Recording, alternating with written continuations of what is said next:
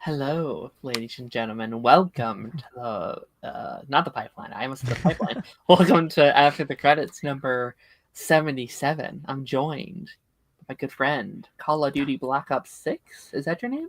Is that like a low name tag there? Yeah, it's a placeholder until the Black Ops 7 merch comes in. You know, this is all I had for today. But you didn't have like a Black Mirror shirt or like a Dexter shirt? No, dude. Okay, so I've looked at all this Dexter stuff. I've looked at the official Paramount website. I've looked at Amazon. I've seen a bunch of things, but like, I want all of it, so I've bought nothing. If that makes sense. I've been there. I'm gonna wait until we get a little bit closer to Resurrection, but I need some Dexter merch. So, any suggestions? Out there now. Yeah, I went to maybe in Hot Topic, either Hot Topic or Spencer's that I went to the other day at the mall, and I sent you that photo, and it was like, Dexter shirts out and about. I was like, I never noticed Dexter merch. Man. Anywhere, like I even went to that like bookstore thing a couple of weeks ago, and I showed you the book. Like, since you sent it my way, I see it everywhere. It's just like the Spider-Man. Everywhere I go, I see his face. Yeah, I see him everywhere. Yeah. Holy shit. That's great. How are you, man? How's it been going? I'm good. I've been working. I've been doing some fun stuff though. As we were talking about beforehand, I've been finally starting my playthrough of The Last of Us Part 1. I'm probably like 5-ish hours into it. So what is that? Halfway through? I think it's only like a 10 to 15 hour game, depending. But I'm enjoying it. Except for the combat system, which I feel like might be a skill issue. But also from what my brother has said, that Part 2 is a lot more fluid gameplay-wise, so I might feel differently after I've played it, and definitely from what I've seen as far as how the Part 2 gameplay is, I'm excited to get there. And Part 2 is on sale for another couple days on PSN, so I think I'm just gonna, pull the trigger and add that to the library so I can jump right into it once I'm done with Part 1. Sure. 2 is... I'm fearful I'll never finish 2. I'm fearful I'll never finish 2, not because I don't love the game, because I do. I'm doing the same thing I did last time, where it's like I keep putting it off. Well, you got like a year. I do, but I said that last season. Like Last of Us, like I started the first time. I started that years before 1 even came out, and then once 1 came out, I was like, okay, by the time 2 comes out, I will have it finished. Dude, this is my 3rd time starting the game, by the way, right? So I got The Last of Us Remastered on PS4 because I wanted to try it because I never played it on PS3. I started it. I believe I got through like the tutorial level, pretty much, like that first level, and then I never touched it again. Yeah. So I knew that story, right? And then I got it was on sale. I think it was around the time that the show came out. I was like, oh, I'm gonna, play the game and then watch the show. Bought Part 1 on PS5. Oh my god, these graphics are amazing. Got about 4 hours in, got to, Pittsburgh, where you get ambushed by the raiders and stuff like that. Got to that part, put it down for like the last year. And then when I finally sat down this time to play it, I was like, okay, I know I already have a save, but I'm going to just start back over from the beginning again, see this all the way through.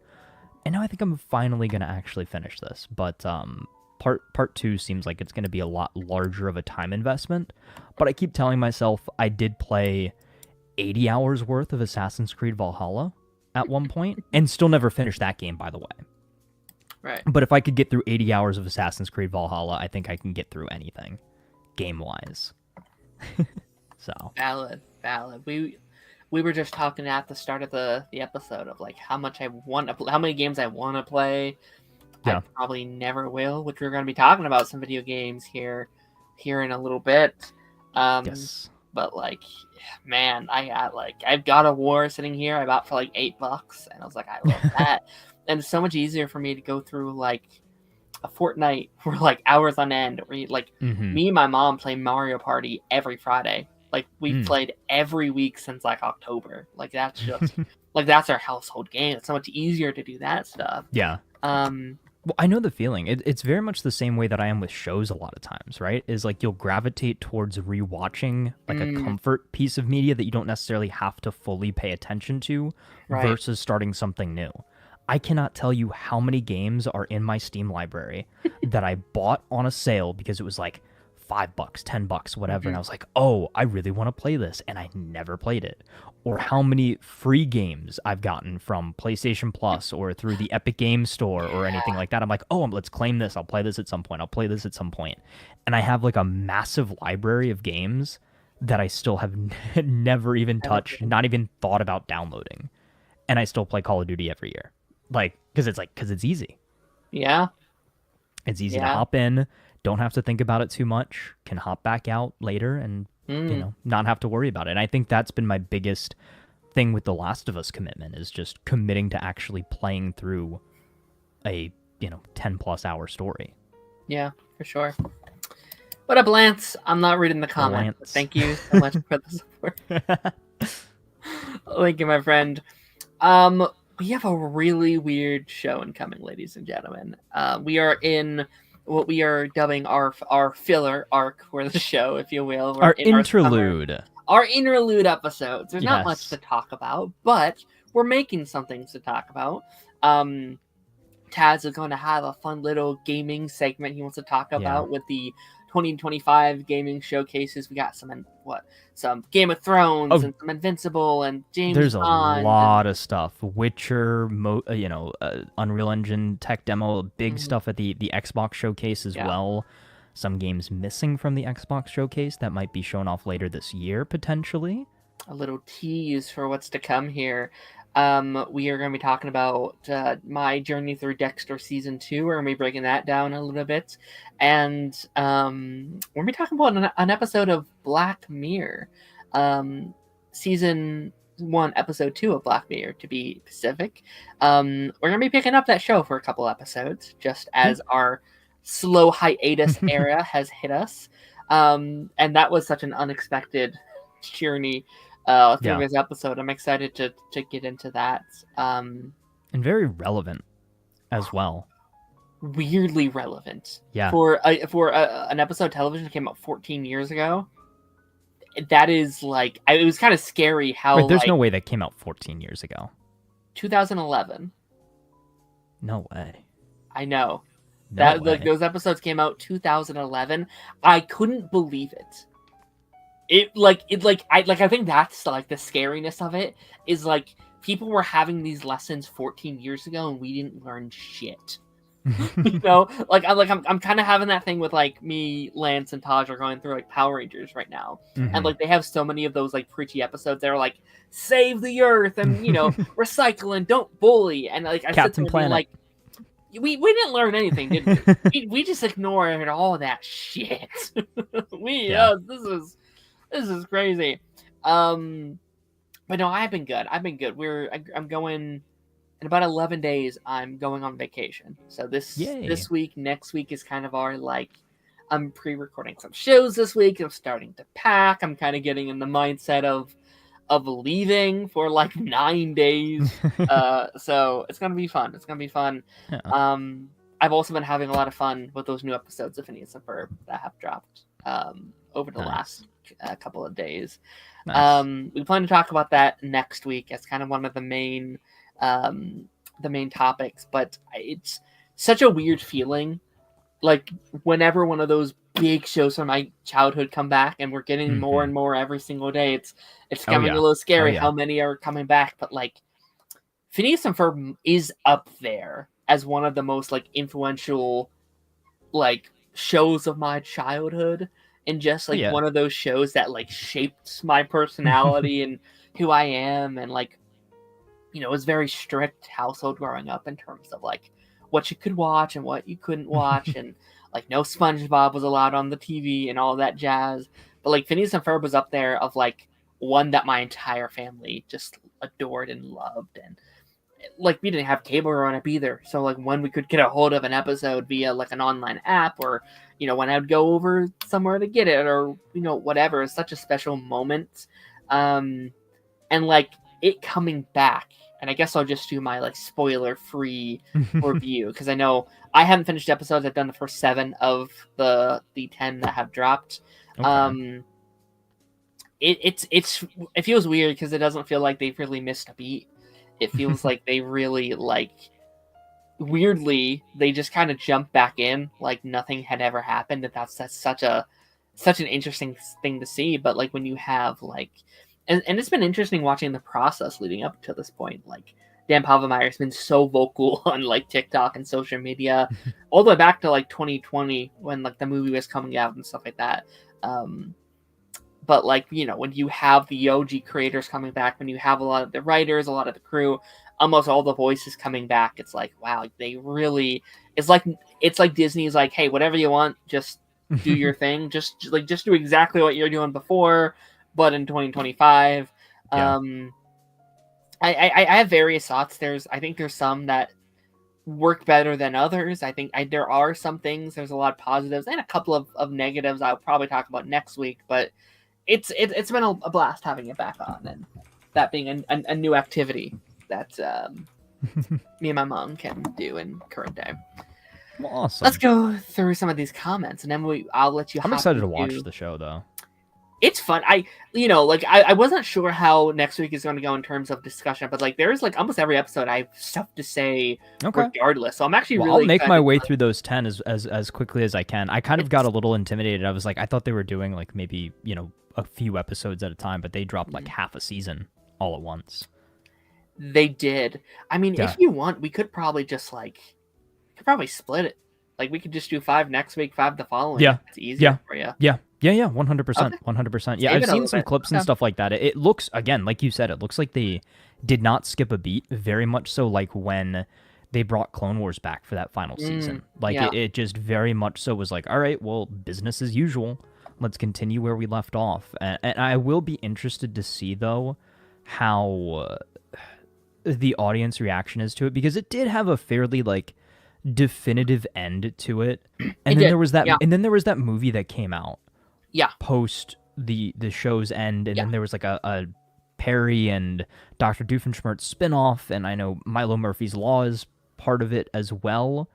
But it is interesting to like kind of go back and say, all right, let's go back to the drawing board. It's the next summer.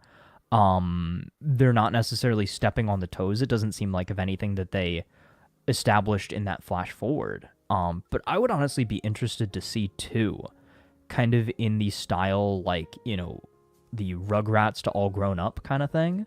Like if they eventually like they get tired of, doing, kid adventures and stuff like that, and they're like, okay, well, let's see what they're doing as adults, and not necessarily make it an adult show.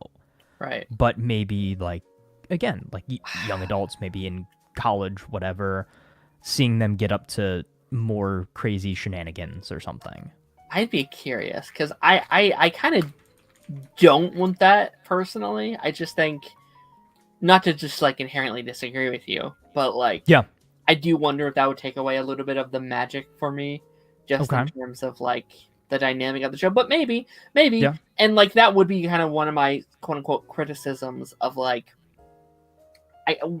bringing it back. I did kind of want them to change the status quo around a little bit, and when it was inherently announced, just with the way it ended and the way the movie ended, like the movie is such a definitive great ending, and then you'd be like, yeah, but this takes place before that, and like, yeah, but that ending felt so good. I felt like such a good finale for all the characters and where they're at. But like, if you really just want more of what you love, it's like, well, it does a really damn good job at giving you more of what you love of that original show. So yeah, 100%, 100%. Let's go through some comments here really quickly. Naruto in the chat, apparently it's been confirmed that the story for Invincible Versus is being done by the people behind the animated show. That's cool. That makes sense. I guess I didn't assume there would be a story. I guess that makes sense, right? Because most of those do. But like, when I see those games, and I haven't played much of them, like I haven't played much Injustice or whatever, but like, I don't think of there being a story. I just think, hey, you go on, you fight, and it's like, oh yeah, most of them do have a story. Yeah, I like even Mortal Kombat has a story mode. Injustice has a story mode. Injustice 2 had more of a story mode than Injustice 1 did, but there's still a storyline in all of those games. So Lance said, I'll be meeting you in Tennessee. Well, thanks for doxing me, Lance. That's it. No. Well, I'll see you there. I'm actually excited for Call of Duty Black Ops 7. Ooh. Yes, sir. As we'll talk about that. I'm excited to talk about it. Will you be covering the new Dexter? We're going to try. I have a month. I will finish these. I will definitely be covering it. Yeah. If Darren's not caught up, then I'll have to give spoiler-free thoughts on here. But my plan is to do weekly reviews on my channel. Not necessarily highly produced weekly reviews, but I think, just a short little, 5 to 10 minute talking head kind of thing. Yeah. Talk about the episode, any theories I've got, that sort of thing. Lance, if you're going to watch it, if you want to discuss it together, 100%, I'm down to do that. Yeah. But yeah, I'm very, very excited for it. It seems like there's definitely a lot of people that are excited for it as well and would love to theorize on it. And this is putting me back in my element. I mean, you guys know I got my start making theory videos. Yeah. So it is my full plan to cover it here when it comes out. I think that'd be a really cool full circle moment to talk about new episodes on here. Will that happen? We'll see. I really need to buckle down and get these done. I might have to get Paramount Plus just so I can finish. Well, you're gonna have to get Paramount Plus to watch the new show anyway. To watch the new one. Yeah, you're right. You're right. Yeah. Might have to happen soon. Yeah. Hello, Mr. Chainsaw. How's it going? Hello, Ronan. Yo. Lance, yes, if you want links in here when that show starts dropping, let me know. Yeah, Darren, you're gonna have to mute yourself when we talk about the show. I gotta get caught up. I gotta do it. I just gotta commit. I either watch it so much or I don't watch it at all during the week. I finished season 3 and season 2 in the course of 2 days, and then prior I didn't watch it for a whole week. It's like, no, if I could just do that more, I'd be set. No, I mean, dude, when I was watching through it, I wanted to just keep watching it. I messed up my sleep schedule to watch it. I was watching it any chance I had. It's been fun. But yeah, I'm gonna let Taz kind of take the wheel here. Yeah. I'm gonna let him do his 2025 gaming showcase segment. It's always very interesting when we have these big gaming events because I always want to be included. I'm that meme where Patrick is at the window watching SpongeBob and Patrick run and have doing the bubbles. It's I want to love this stuff, but I don't know what this stuff is, and I'm never gonna play any of this stuff. But the floor is yours, my friend. Yeah. So there were a couple of big gaming events over the last week or so. First of which I do want to talk about was that Unreal Engine showcase, which gave us some really interesting quote-unquote gameplay for The Witcher 4. It wasn't technically The Witcher 4, but it was a tech demo showcasing the newest version of Unreal Engine. It was kind of a demo made specifically in the world of The Witcher 4. So again, not necessarily gameplay, but showing you a concept of what that gameplay could look like. The moment I saw it, it looked like literally the most beautiful, stunning, breathtaking game I have ever seen. And if we get even a fraction of that in the full release of this game, and it seems like it's still years out, I would say maybe 2026, 2027 potentially. Like, I think the version of the engine that they showed at that showcase is just the beginning, and we are still not necessarily technologically there to have all of these things in a fully fledged, full running game. But it got me so excited. Like, I really do like the Witcher world. I enjoyed the show for what it was. I've tried to play some of the games before, but I've never really gotten into them. But this really does make me excited because I want to play this new game. So I'm going to go back and play all the other ones. I've got The Witcher 1. I got it for free at one point. Again, free game that I never downloaded, never played. Downloaded it, so I'm going to have to play that. I've got Witcher 2, and then I'll finally get Witcher 3, play through all of those. I'm very excited, needless to say. I think that is one of my most anticipated games and one of the games outside of the scope that I would normally play, which is great. Next up, 007 First Light, the new James Bond game with, again, Dexter reference. Original Sin Dexter is the actor who is playing James Bond. Youngest James Bond. I think he's supposed to be like 26 in the game. Basically Bond's early years, made by the Hitman developers. So it looks very much so like a Hitman game. Right. It looks very good. Like, it, graphically not as crazy as The Witcher, but it looks like it's going to be a fun game. James Bond games historically in the past, think of, 007 GoldenEye, things like that, have been fairly popular. This is a release for next year as well, it seems like. But yeah, I'm excited for this one. And again, I think the fact that we've got another Dexter reference makes me even more excited. I was already kind of intrigued by this game, but now they have my attention for sure. Sure. A game that was revealed, announced, is already out, was in beta, and fully went into its full launch. Splitgate 2. Think about Splitgate 2 as a mix between Portal and Halo. So it's a first-person shooter, arena shooter. You've got, but you also have portals that you can, throw on different walls around the map to use for traversal and everything like that. Was made by a small development studio that basically were Halo, Call of Duty fans, that sort of thing, and they wanted to make their own version of it. Now, where the dilemma comes in is when they announced, hey, the game is out. On stage, they were like, we're tired of playing the same Call of Duty year after year. We want Titanfall 3, all these sort of things. And they're like, the game is out, and here's our Battle Royale, which every other game does, which was a little interesting, to say the least. I have not personally played the Battle Royale. I've played the multiplayer. I actually really, really enjoy it.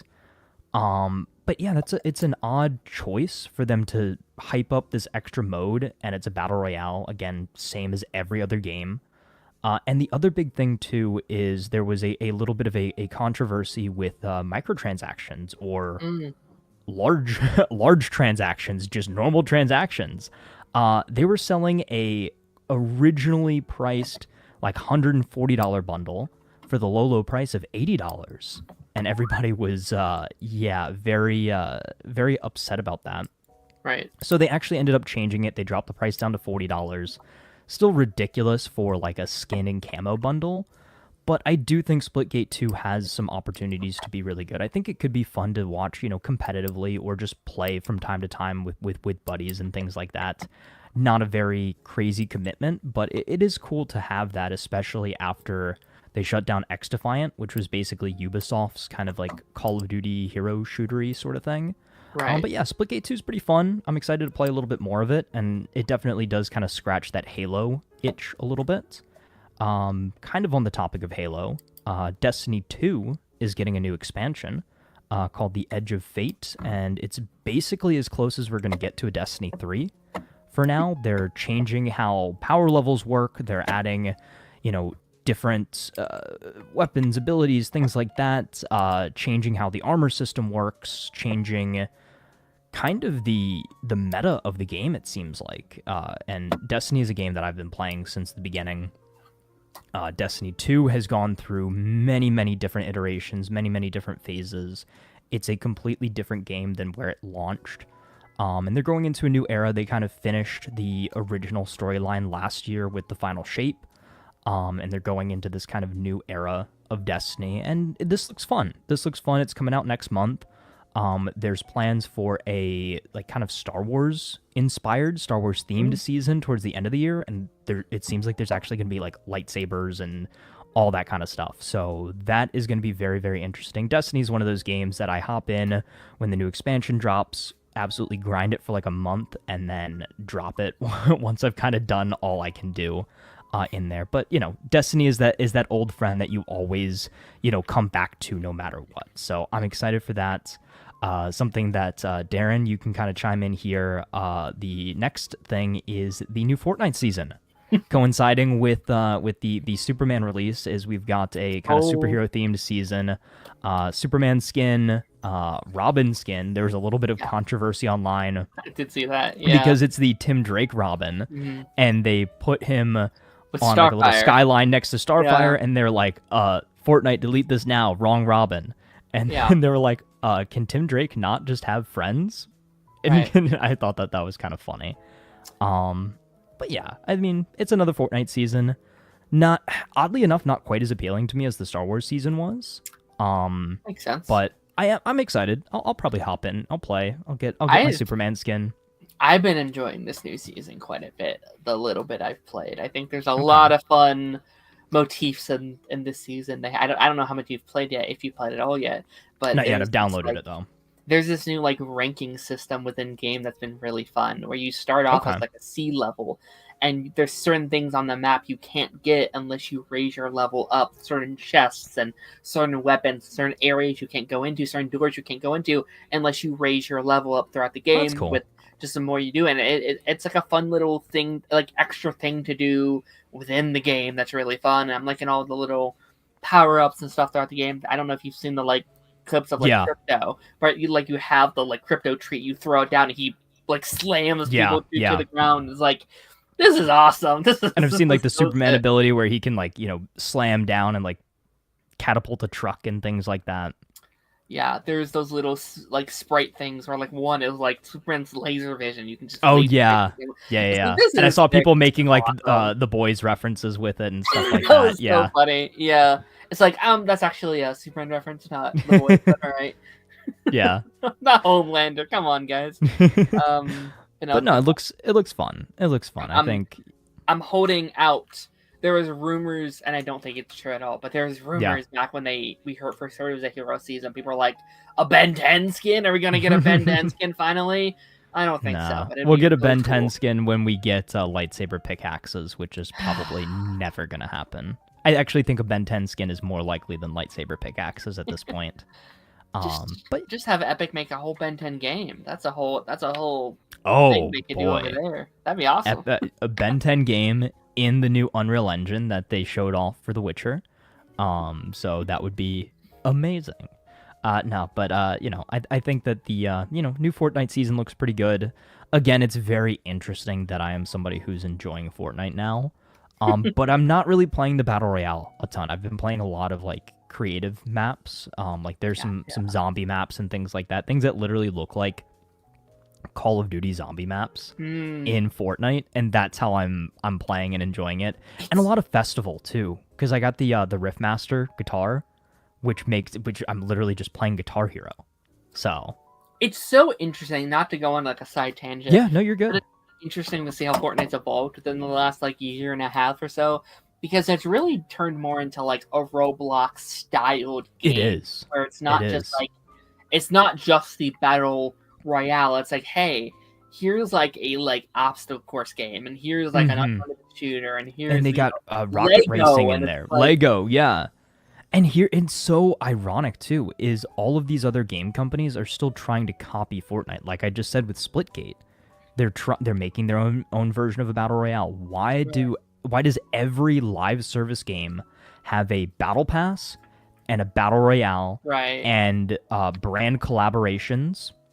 All of that stuff started with Fortnite, for the most part. And you're not going to ever outlive Fortnite. You can't capture lightning in a bottle twice. There's no way you can do it again. Like, some have come close. Like, there's some, there's Apex and like a PUBG that was like, like they're also popular. And Call of Duty Warzone is very popular too. Right, but it's gonna be very hard for someone new to come up in here. It's like, hey, do you want to try mine? It's like, well, no, we have like 3 just that are way better, and we've been playing for years. Why would we go to that one that does the exact same thing?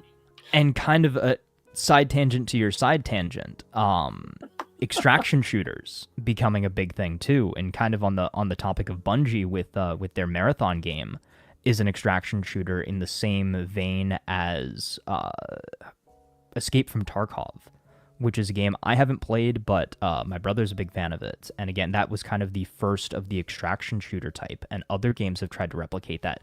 Again, Call of Duty has tried to replicate it to not very much success, but they've tried to replicate it in the past. And I really wish that developers would not try to necessarily lean so heavily into the big trendy mode at the moment. Like, I think really the biggest thing, and that kind of, transitions fairly nicely into one of the next topics here, is that Call of Duty has done that a ton in the past, is trying to like bring out the relevant game type, whether that be Battle Royale or Extraction or whatever it might be at that point, and then neglect their other modes. Like, Black Ops 4 literally didn't have a campaign because Battle Royale was so popular, and they made a Battle Royale in there instead of that. A lot of the multiplayer maps now are ripped straight from the Warzone maps, which is their Battle Royale, that sort of thing. So it just, again, maybe it's just me that's not a massive fan of those types of games or game modes, but I wish that they would stick more to their guns and their uniqueness, which, again, sets up perfectly for Black Ops 7. This was revealed at the Xbox showcase right at the end as kind of like a, hey, we've got one last trailer for you guys, but nobody knew what it was going into it. There are reactions out there from people that don't realize that it is the Black Ops 7 trailer until you get the Black Ops, like, title card, or until you hear names of these characters. Yeah, so it looks so completely different. It's a near future game set in 2035. So it is a direct sequel to Black Ops 2 and Black Ops 6. I know to you that doesn't make any sense that it's a sequel to 2 and 6, but you are following David Mason as your point of view character, who is from from Black Ops 1, is Mason's son. You've got Raul Menendez back, which somewhat kind of confirms what ending is canon for Black Ops 2. It leads a lot into some stuff that you get for Black Ops 4 and Black Ops 3. I know I said those out of order, but it's because Black Ops 4 actually takes place before Black Ops 3.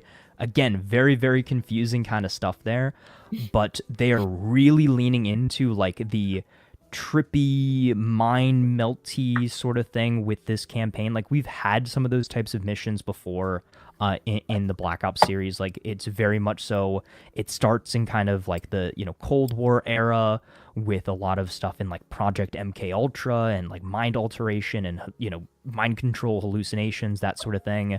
But we've got like upside down buildings and giant knives being thrown into the ground and like just random stuff like that, which you might get for a mission here or there in a previous Call of Duty game, but that seems to be the main focus of the entire game. And sort of the tagline for this is "Embrace the Madness," which is great, and I think that is awesome. And yeah, Cameron, I see you mentioned that is Michael Rooker is back as Harper, which again very much so confirms a lot of the different elements. So Black Ops 2 had a campaign where it had multiple different outcomes depending on who you decided to save or kill, whatever. Harper was a character that could have either survived or died. Menendez, the main villain, is a character that could have either survived or died. And right now, though, the theory is that while, yes, we see Menendez in the trailer, the canon ending is the one where he actually died. So it's going to be very, very interesting. I'm very excited for this campaign. There's going to be a co-op element to it as well, so you can play it with friends. There are some rumors that there's a lot of open world aspects which tie into, unfortunately, the Warzone map with Avalon. But I'm very, very excited though for all of this kind of Black Ops 2 continuation here with the rivalry between Mason and Menendez. Like I said, a lot of big name actors in here too. Michael Rooker is back. Funny enough, Sabrina from Chilling Adventures of Sabrina is in this game. Oh wow! Yeah. The actress is in this game. Very random stuff. The actress or the actual character? The actress. The actress is playing a character in this game. Yeah. All right. I was like, really? No. maybe as a DLC skin. Who knows? Because they've done literally. You can play as the Teenage Mutant Ninja Turtles in Black Ops 6. So that. Yeah. So that's a possibility. But no, this game looks insane. It's very much so different than what we've come to expect in the past. We've got zombies coming back. It's most likely going to be a Transit remake, which is insane as well. All of these maps are quote-unquote set in the heart of the Dark Ether, so that's going to be super cool as well. The return of possibly a new version of the original crew,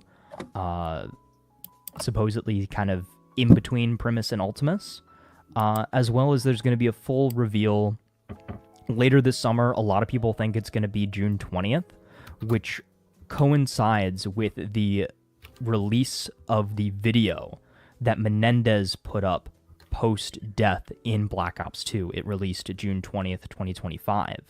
So again, Black Ops 2, the main or present day of that storyline was 2025, and I absolutely love what they're doing. Yeah, so all of those elements kind of coming together here, and this is also going to be the first time that we've ever had two Black Ops games released back-to-back. So this past year was Black Ops 6, this year's Black Ops 7. They usually alternate them, so it's usually a Treyarch title, an Infinity Ward title, and then a Sledgehammer Games title, which is usually Black Ops, Modern Warfare, and then whatever Sledgehammer's working on, whether that be advanced or in the past. But yeah, this is going to be super cool. I'm so excited. Like, I know I say this every year, but I don't think my hype levels for a Call of Duty game have been this big. Like, Black Ops 2 is my favorite Call of Duty of all time. And this being a direct sequel to that is going to be incredible. Speaking of one of my other favorite games of all time, Halo. A lot of people were upset that Halo was not at this Xbox showcase. Halo is kind of the Xbox game that started it all. Season 3? This was the Halo was the Xbox game that started it all. This was the big selling point for the original Xbox back in the day, was Halo Combat Evolved. Sure. And apparently there's a rumor, and one of the Xbox heads kind of teased that there was a game that wasn't shown off that is a fan favorite that will be revealed later on. There is a Halo competitive tournament / convention later on this year. I think it's in October, Halo World Champions. And the current rumor is that they're going to reveal a remake of Halo Combat Evolved to coincide with the big 25th anniversary of Xbox. So that would be insane. They've kind of updated from 343 Industries was the developer of Halo previously, and they're now rebranded as Halo Studios. They showed off their own version of a tech demo at some point last year with them working in Unreal Engine as well. So a lot of developers are making the switch to Unreal, just kind of showing what they could do in that engine. So right now, the current thought is that all of these, or any future Halo project, but especially this Halo Combat Evolved remake, could be in Unreal Engine. And again, it's a complete remake, not necessarily just a remaster, which could be really, really cool. We've had a Halo Combat Evolved Anniversary Edition, a remaster previously. It's part of the Master Chief Collection as well. but fully remaking Combat Evolved for a new generation of players could be very, very interesting and could give us a good idea of where they're heading later on with the Halo series. Slightly backtracking just a little bit, Cameron, thank you for bringing that up. So the actor for Raul Menendez was the actor who played White Tiger in Daredevil Born Again. Oh, wow. So that is where I knew him from originally. So yeah, it's very sad. It's very sad, but they seem to have a really good replacement voice actor. Like, he sounds very similar. Like, the moment I heard that voice, I was like, oh, that is Menendez right there. So that seems really, really fun. Finally, getting you back into the conversation, the Invincible versus 3v3 fighting game, which I saw a lot of the internet very, very excited for. I am not necessarily a fan of these types of games as far as, just your sort of Street Fighter, Mortal Kombat, Injustice-y kind of games. Like, I'll play them from time to time, but like, it's not something that I'd put a big investment of time into. And I'm very much so still holding out hope for that AAA Invincible game that has been rumored for a while. Yeah, I didn't think it looked very good, just like visually either. Like, I looked at that, I was like, oh, it looks a little clunky. It looks a little slow comparatively to some of of the other. I thought it was a mobile game. For someone who doesn't know shit about gaming, I was like, oh, that looks a little lackluster. And I will say, when I first heard of an Invincible game, I was like, oh, that could be really cool. That could be really, really awesome. Yeah. Because I think just inherently my mind went to, and I know there's a lot of people that's like, well, not everything needs to be open world, and that's true. That is a very fair point. But also, the idea of an open world Invincible game is so exciting. Like, that prospect, just like the freedom of that is so fun to me. I feel like it could almost be this mix of like a Spider-Man PS4 and almost like a Grand Theft Auto, just in terms of like 100% of like anything can happen. It could be the Superman game that we never got. Well, yeah, and like I love the idea that you could just like get thrown through a building. You know what I mean? I like that you could just get like thrown and hit like 10 people, and you know. Like there's no. I love the idea there not being much of a moral compass in your game system in terms of what can happen in the narrative. I feel like it would be such a tough game to make though, because you could literally just destroy the city in about 2 seconds. So then, do you just have everything respawn, or do you somehow nerf your powers a little bit, or wouldn't that be cool if like your objective isn't necessarily survive, but it's don't kill other people, right? Right. Is like maybe that's your health bar, right? So Invincible can't die. So you're not going to get killed, but your health bar is loss of innocent life. Right. Yeah, I think that was something that they tried to... Don't let him throw you against like a school bus or something. Right. I think that was something that they really tried to do with Superman games in the past, or what they struggled with. Is because again, you're playing as literally a character who is invincible. Right? So how do you, number one, make the enemies a threat outside of, obviously, Viltrumites? But also, how do you make the game a challenge? Right. I did also see somebody say something pretty funny, or post something very funny. It was like, oh, leaked Invincible roster, and it was... Man, damn it! It was like... leaked it.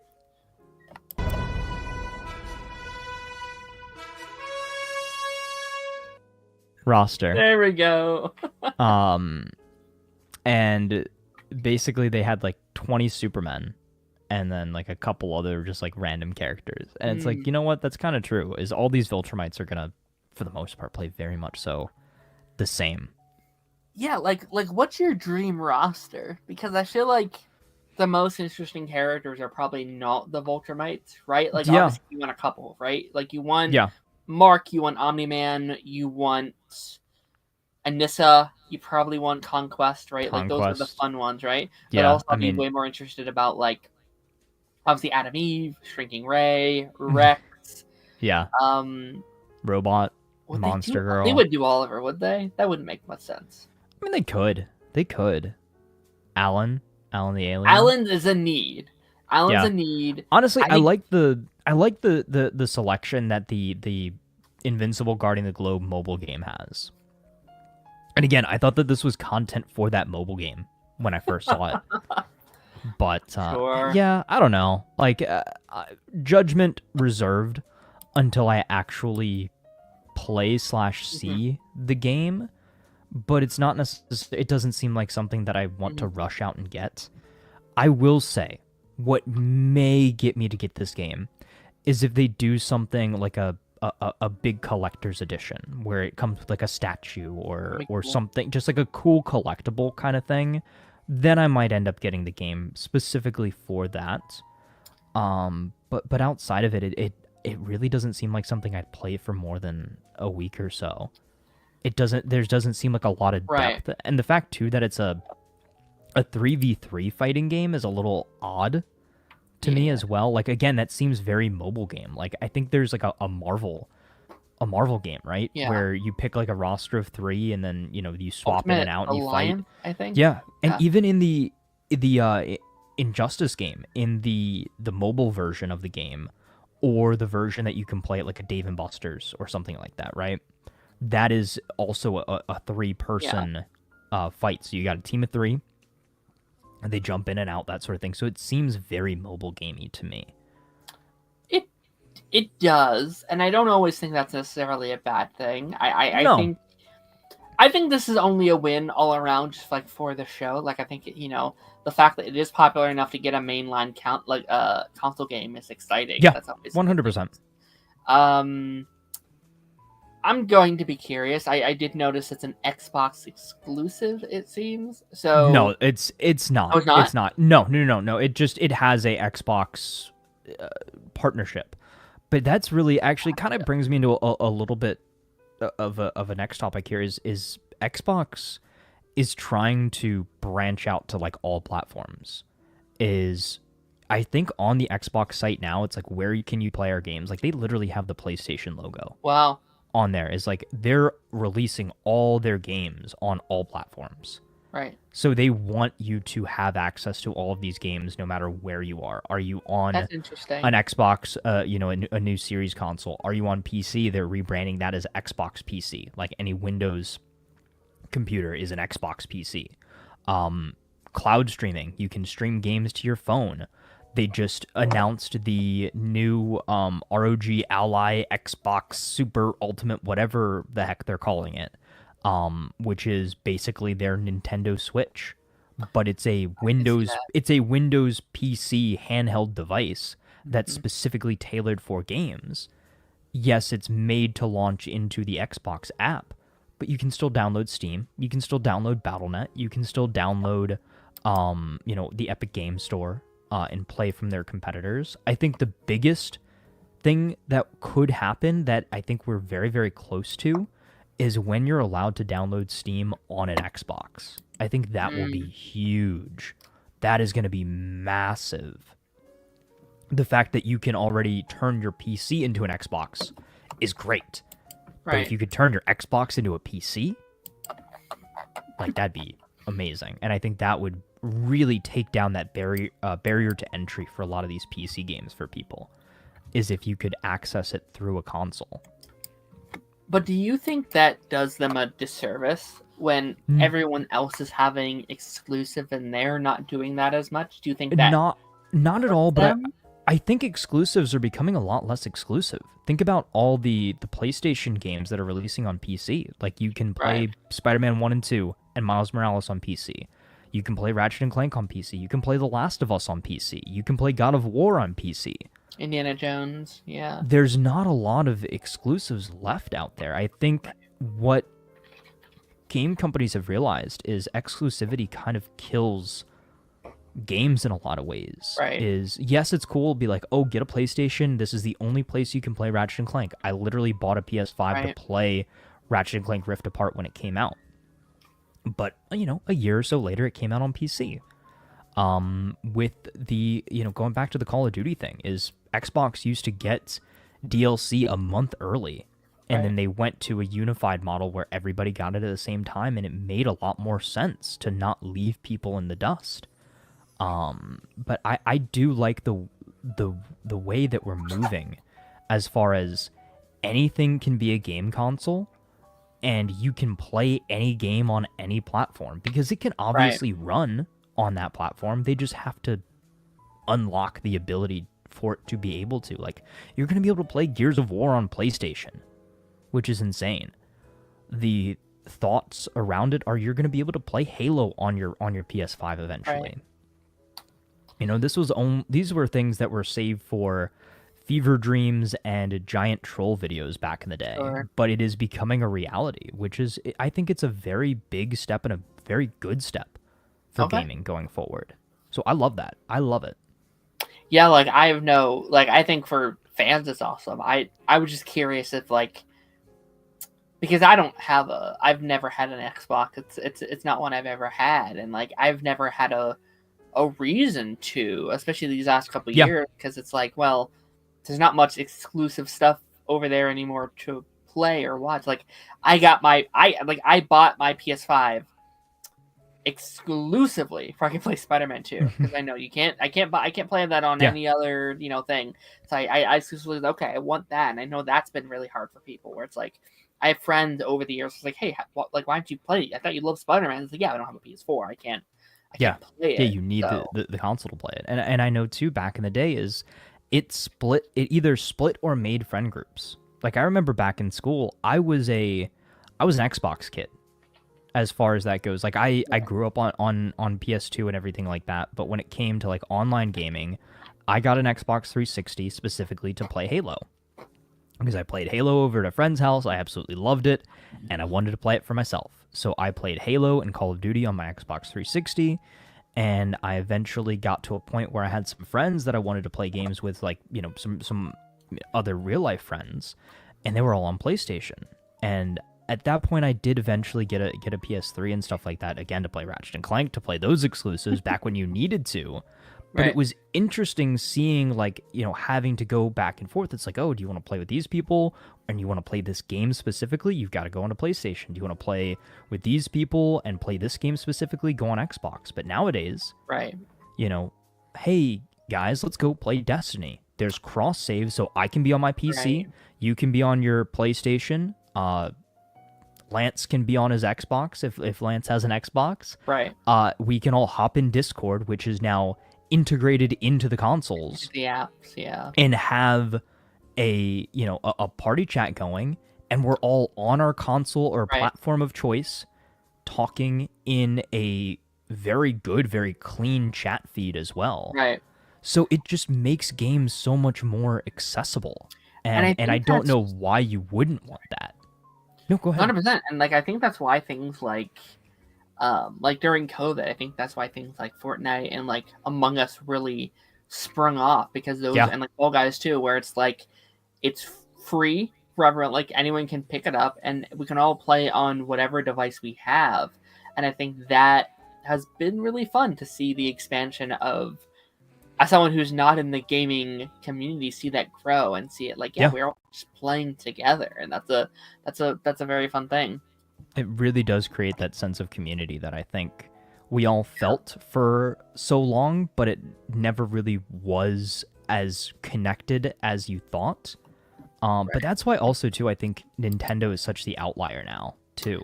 That is because true. They're like, we're Nintendo, all of our stuff stays on Nintendo, that sort of thing. That is true, but like also, can you imagine playing like Mario on PS5 or something? Like that'd be such a weird... It would be crazy. There are rumors that they're trying to get Black Ops 7 on the Switch 2, by the way. Which I think the last time there was a Call of Duty on a Nintendo was Black Ops 2 on the Wii U. Is that correct? I know my first introduction to Call of Duty, my dad got Black Ops 1 on the Wii. He got Black Ops 1 on the Wii. That's crazy. Well, no, okay. Sorry, that's incorrect. That wasn't my first introduction. It was Call of Duty 3 on the PS3 at my grandparents' house. But my first introduction to modern Call of Duty. Yeah. Incredible. But yeah. Hell yeah. Hell yeah.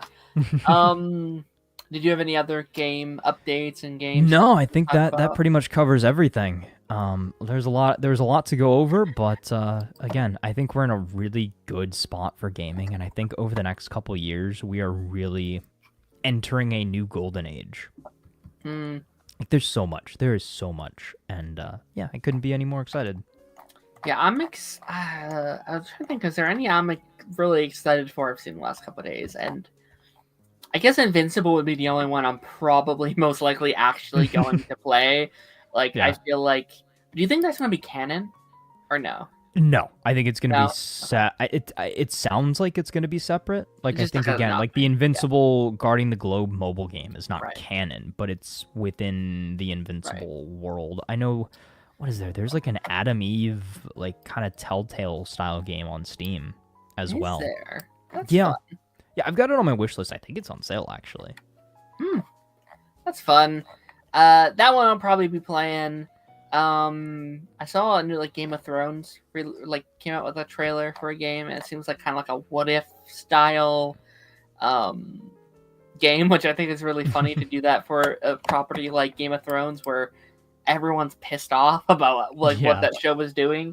And I really like the prospect of being like, all right, so you do it. You choose what version of that story you like to tell. And I think that's really fun. Although the last time I saw they did that was Walking Dead, which is awesome. But I hear that game sucked. I hear it was an awful something separate from the Telltale Walking Dead games. Yeah, it was a what if story where it's either this character dies or this one, and you get to choose the path, and it changes the story, and it's a retelling of the first 4 seasons.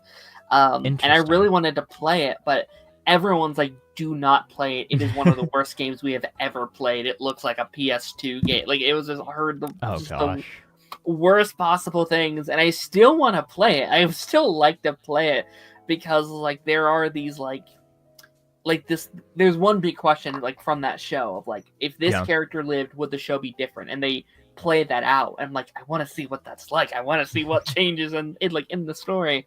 Yeah, I guess we should move on. Let's talk about some Dexter. Continuing my Dexter journey. Again, I say this each week, but I want to commit to doing more of these. Hopefully by next week I can get a couple more seasons off the belt, maybe 3 through 4 or something. That's gonna be an arc. That's gonna be an arc. That's gonna be fun. If you know, you know. I don't know. I know about the Trinity Killer. I think you sent me a TikTok with him, and I thought about being who's this guy? And I was like, you know what? I'll wait. I'll wait to ask who this guy is. You'll find out. Very fun.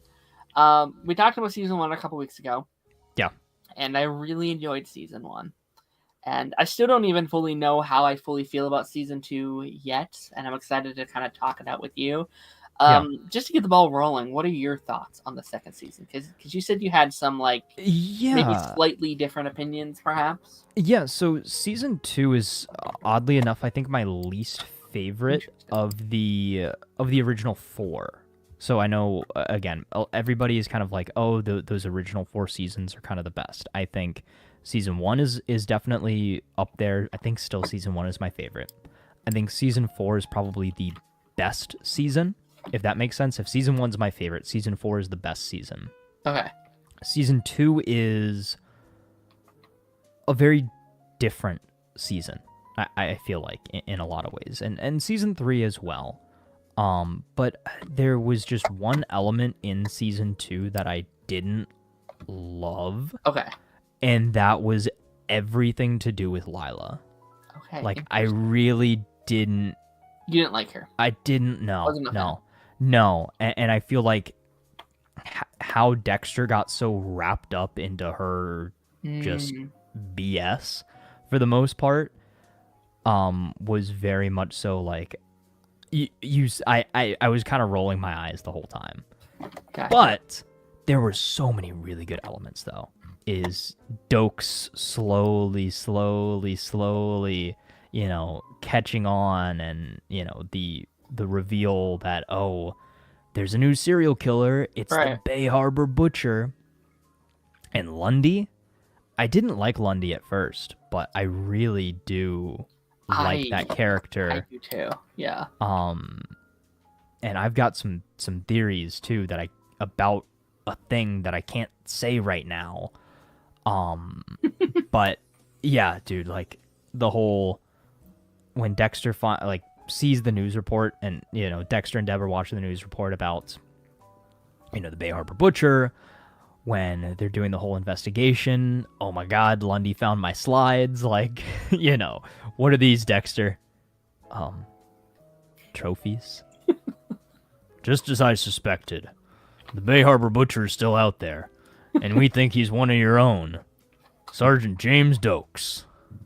So, yeah, dude. Yeah. And then the iconic scene too of Dexter and Dokes out on the pier. It's like, I got you. You're the Bay Harbor Butcher. I really hate that name. I've seen that TikTok. Like, I've seen that clip via TikToks and stuff, and I always assumed it happened later. Like, I always assumed it was like the end of the show, and I always assumed it's like, oh, this is how he gets outed as the Bay Harbor Butcher. This is crazy. And it's like, nope, season 2. It's like, holy crap! I'll talk about him in a second, because yeah, he was definitely a very fun element. I liked season 2 a lot. I think in some ways I liked it more than season 1, at least with the main story and what they were doing and how they expanded everything. I like that Dexter is his own main villain of the season for the most part. Like, I like that, like, he has to pretend to investigate himself. Right, like, he has to, like, anti-solve his own case, and it's the whole season of him trying to sabotage his own units. And I feel like this season is when the holes are starting to crack a little bit for me for, like, not being able to root for him as much. Like, really, for season 1, for the most part, every single one of the things he does, I'm like, you know what? Just let him do it. Just, like, let him do his thing. Like, I feel like, and, that's an in-universe thing, too, where everyone's like, I don't know, they're doing good, just let them do their thing, kind of thing. Yeah. The Dark Defender. It is a lot of this season of him being like, how he's tampering with evidence, he's breaking in, the Lila throwing Masuka off. Mm-hmm. I mean, I think the worst thing he's done is cheat on Rita. I think out of everything he's done, that's the one. Oh my God, dude, the line too, when Rita sits him down is like, did something happen, Dexter? And he was like, no, not that night. Yeah, it's like, dude, I'm like, Dexter, come on, dude, come on, dude. Oh, but like, I feel like he could have worded that differently. Like, but I think that shows you again is still he's awkward. Like, I don't know how to interact with people, Dexter. Like he just wants to tell the truth. Because she forgave him very, very quickly, way quicker than I would have. She does not deserve him, in my opinion. But if he would have just laid out the situation, like, I did not cheat on her. I did not have an affair on you. Or, I did not, break this thing. And then you broke up with me, and I was so angry. Then I did it with her. We were on a break. Right. Like, that happens a lot in breakups from what I hear. Of, like, there wasn't anything between us, but since you accused us, it made me do that out of anger and out of spite. And I feel like if you, like, not to justify cheaters. That's not, I don't want this to be like a TED Talk for cheaters. But I feel like he could have broke that down differently to be like, I did it because I love you so much. I did this because I was so angry that our thing was over. It's just like, not that night. I'm like, you fucking dumbass. Ooh, dumbass. But I do, now that you do say that, I do kind of agree. She is probably, I did like her character. I did have a lot of fun with her, but I do hate how stupid he became around her. I think it was because it's the first time he's really had somebody who sees him for who he truly is and kind of appreciates that as well, or at least kind of feeds into it. And I think, I will still say though, I got up and cheered when Dexter went on his trip and took out the trash. Yeah. No. Although I kind of wish they didn't, though, just because I feel like so far they are... You might disagree with this including the whole thing, but, like, they've been killing off both their main villains so far, and I'm like, man, I kind of wish they... left some around to maybe come back later. But well, okay. I'm gonna plant this seed now, and you tell me what you think about this. Okay. I think Dexter takes way too long to kill his villains sometimes. For a serial killer who has no problem with killing people, he gets all the information he needs well in advance. He could have killed Lila way earlier on before any of this craziness went down, and Dokes would still be alive. Right. Nothing crazy bad happened with Brian. But again, I think he even still kind of kept him around longer than he should have. In the books, Dexter doesn't even kill Brian. Brian, he's in the books until the very end, by the way. Wow. Also, Dokes doesn't die in the books either. He becomes a weird cyborg, apparently. He gets injured. Yes. Look again. I have the thread saved. When you finish the show, we're gonna do that. We're gonna go through this entire thread of differences between the Dexter show and the books. Good. But yeah, surprise! I'm a robot. Is basically what it is. But yeah, dude, I don't know. This season's really good. But I think in comparison, I don't like it as much as a lot of the other seasons. And I do think, too, is Dexter got himself into that lie so deep is I'm an addict. Yeah. Yeah, you're addicted to killing, dude. But, again, stop lying to Rita. But I did like the comparisons they did with that this season. I think that was a very interesting way to put it in perspective for him. 100%. And I think this is the reason I liked, what's her name again? Anita? What's her name? Who? Oh God. The character you don't like. What's her name again? Oh, Lila. Yeah, I did really. Who? I did really like the elements of it where it's you can be cured, Dexter. You don't have to do this. There is a way out for him, and I think that pokes holes in Harry's whole thing of well, this is who you are, so let's change you. And it's yeah. What if he would have just got him help? What if instead, and we see the doctor come to the house, he's a lie to him. If you would have just let him go, if you would have let them help this kid, got him into some therapy, got him into to see some doctors, could you have saved him? He didn't hate the life without killing this season. He went through that era where he didn't seem to hate it. He was happy, but he felt like he had to go back in. It's it's just like a drug. It's oh my gosh, And I think it was a really fun parallel between drugs and alcohol and what he does. And to him, it is an addiction, and it is, and it doesn't he's feeding the dark passenger. It doesn't necessarily make him happy, but he thinks it makes him happy because that's all he knows. Or it gives him relief. Right. It's, I think, in the same way, too, of, silly comparison. But you eat a food that you really, really, really enjoy, but you know it's bad for you. Yeah. You have that instant moment of, crumble cookie. Right. And then you're fuck. What have I done? I just ate a 1,500-calorie cookie. I'm an idiot. And I think in a very similar way, it's it's the same thing going on here with Dexter. Yeah, and I like that, going to therapy or going to the meetings, he can see the differences in ways that he didn't predict. I liked that when he saw, what is it, was it Bukes, when he sees him, Dokes. Yes, it's just when he catches him there, he's this is why you're an asshole. He'd be meetings do work. This is awesome. This is amazing. Yeah. Thank you so much. Just helped all my problems. Any weirdness I have, I could just shift it onto I was high, I was drunk, I was, whatever. Yeah.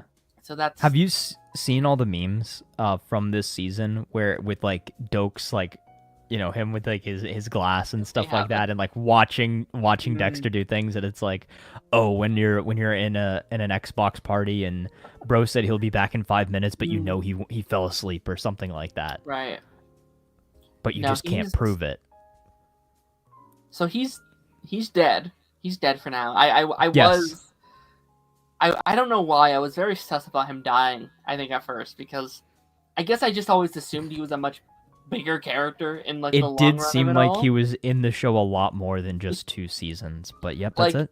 I waited to the end of the episode. I was like, all right, he's gonna like come around a corner and be like, "Ha, I'll get you next time, Dexter," or, you know, something like, "Oh, he's trapped in Lila's base," or, you know, something, you know, crazy or whatever. I was like, no, he's dead.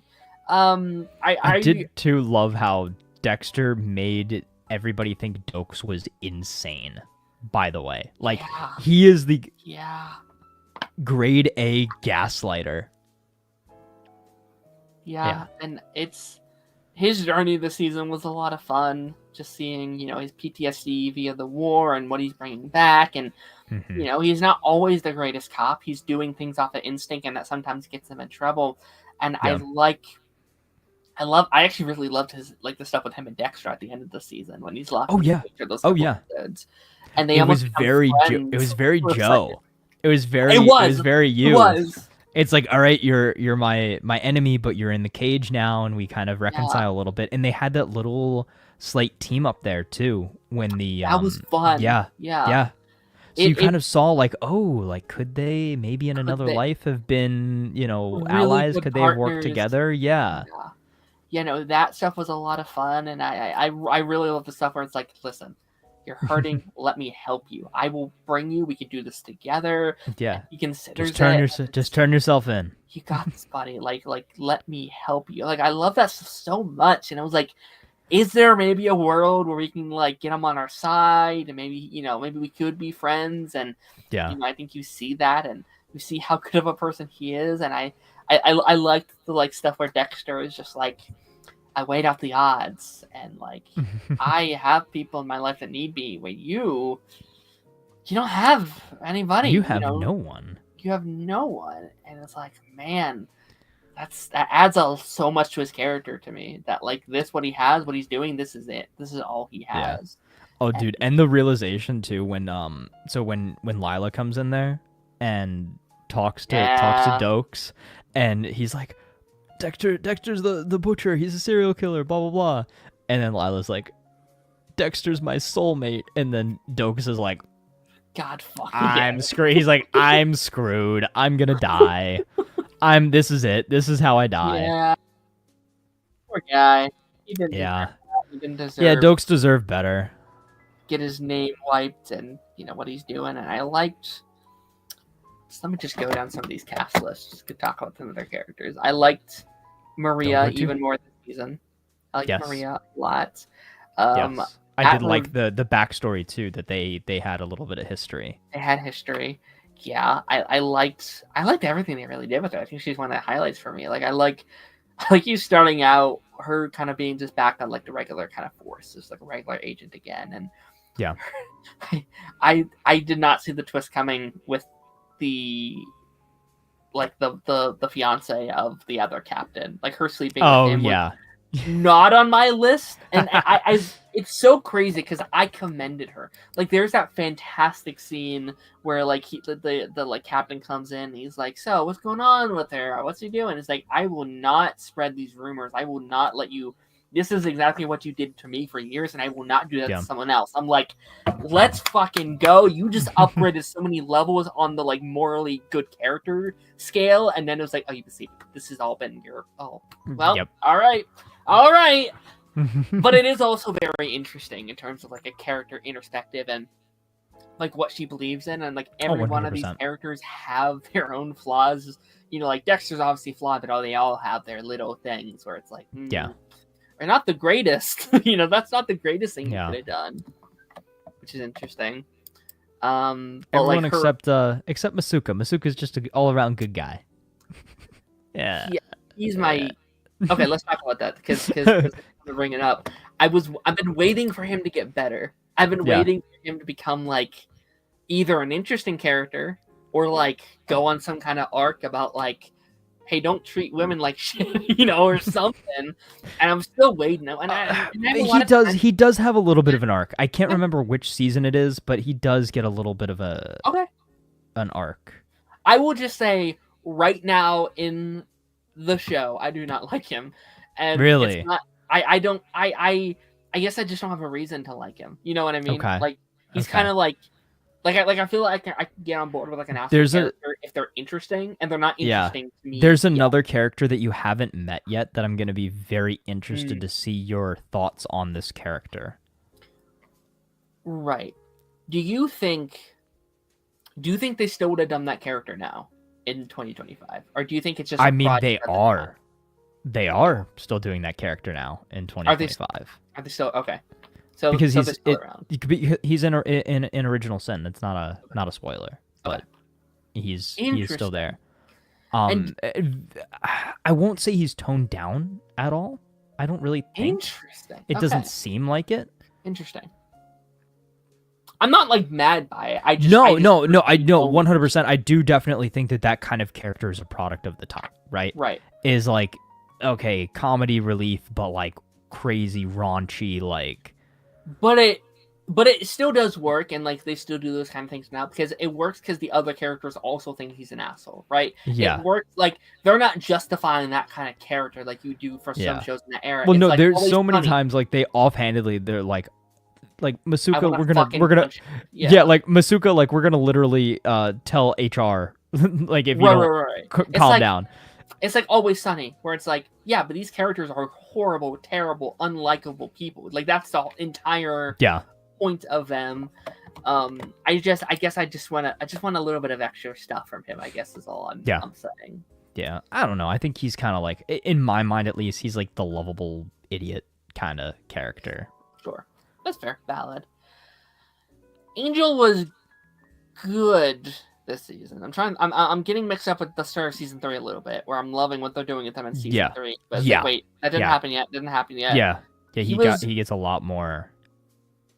Really good in season 2, but I think less good than season 1 for me. He's like, he's a really good supporting character, but I feel like he doesn't get. I feel like a lot of his stuff is just connected to like the Lila stuff, which I wasn't. Loving. Yeah, I didn't like how he fell for that too. That was not good. There's a moment I really disliked where like he's going to hang out at the beach with his kid and he like tells her everything, like, oh, Dexter and his wife's gonna be there. It's like, why would you tell her that? She's obviously gonna go show up at the beach and try to get like that felt very stupid of him in that scene. But I like him. He's climbing the ranks as one of my favorite characters for sure. And that did remind me, too, of the big Dexter hero moment, though, too, when he saved Aster and Cody from Lila, from the burning house and everything. That was cool. Yeah. Deb, the season 2, was, I thought, really strong. I'd say that she's been really strong. Like, I liked her... What's the other guy's name? The one that she was with this whole season? Lundy. Yeah. I really enjoyed him. I think he's. I don't know if Frank Lundy. I don't know if we're done with him or if he comes back at some point, but he climbed the rank as one of my favorite characters. I wasn't sure what we were doing with him at first. I was like, are we really going down this path with those two characters? But I ended up being very into it. I was really into it, and I also just really liked. Okay, here's what I will say about it though: is I in season 3 we're off to a good start with it. But so far, she's had like 4 different love interests within the show. And it does feel like that era of the show where like, oh, the main female character, she must have a bunch of boyfriends, right? That's why Deb's got a couple of nicknames in the Dexter space. So yeah, that's unfortunate because she is such a good character. And it sucks because I really did love Lundy. I really did like them together. I thought that was a really fun arc, but it's like another boyfriend. Okay, we're giving her another one. And I like the start of the season 3 at least. I don't know where it goes, but the start of it's being like, all right, no boys and no this and those. I was like, yes, okay, like making her a very more independent kind of character. That's really fun to watch. I liked her trauma stuff. Like I liked that like he put her on to be like, well, I put you on this case because you know firsthand what serial killers think like and what they act like and what they can look like. And it's like you can either just like ignore it or you could help us put one away and Right, work and you that can grief use out that. in real time. I was like, that is good. That is really Yes. cool. I guess I wanted a little bit more of it, I guess, actually, because Okay. at a certain part of the season it just turns to like, oh, but them dating kind of thing. And they left some of the serial killer hunting to him and Angel and like some of the other characters instead. So I was like, it would have been really cool to like focus, and maybe we do more of this later on, but like really focus in on like her hunting down her brother, but she doesn't know it's her brother yet, kind of thing. Would be interesting. Big question for you. Okay. Would you eat the Lundy special sandwich? The what is it? Cucumbers and mayo or something like that? Maybe. I don't like too much mayo on my sandwich, especially if there's not enough to like compensate it. So probably not. But I like cucumbers and I like sandwiches. I put cucumbers on sandwich. That's fine. Yeah. Like, give me some ham. I'd say add some tuna. Tuna, add some tuna and tuna and provolone cheese. That would make a really good sandwich.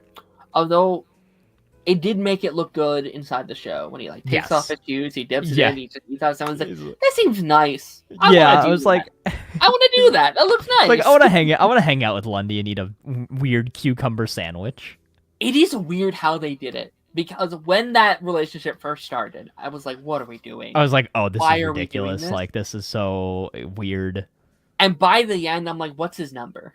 By the end, I'm like, where is he? Yeah, it was like, Deb, what are you doing? Lundy is the age of your father. Like, what's happening here?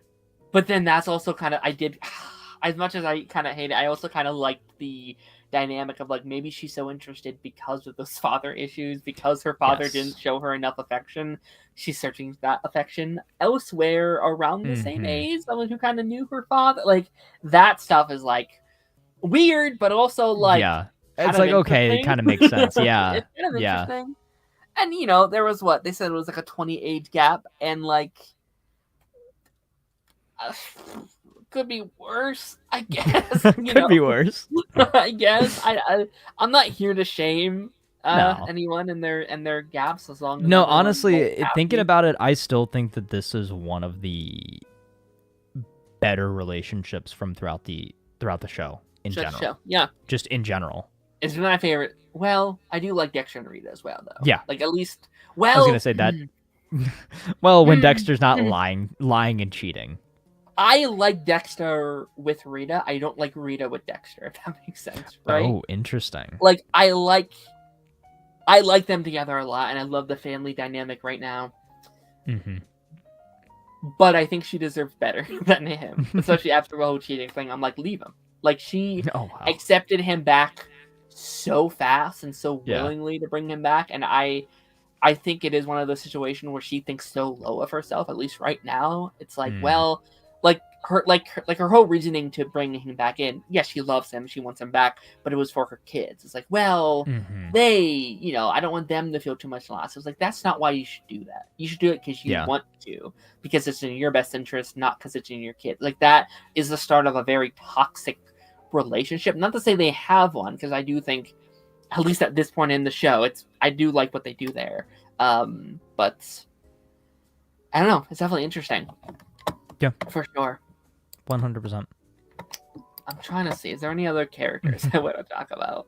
I think I got most of them. I think I went. Yeah, I think that's pretty much it. That's pretty much it. Again, I'm having to like stop myself from being like, oh, this character. Oh, no, not this season. Yeah. So. Yeah. No, season 3 it's interesting because I feel like in some ways I'm not as invested in what they're doing in season 3, at least in the first. So how far are you into it? Just two. Okay, but so you've met Miguel Prado. Yes. Mr. Bail Organa. Yes, I've met him, and I've met David Ramsey's drug dealer character, which is very fun. He's so young on this show, by the way. Yeah. Yeah, no, like that era is so much fun because there's a lot of these like younger characters that I know from other stuff. It's like, what are you doing here? This is crazy. Naruto talks about Angel being in Gotham. I didn't realize that until very, very recently. I saw somebody post a clip about it. I was like, oh my gosh, how did I not know that?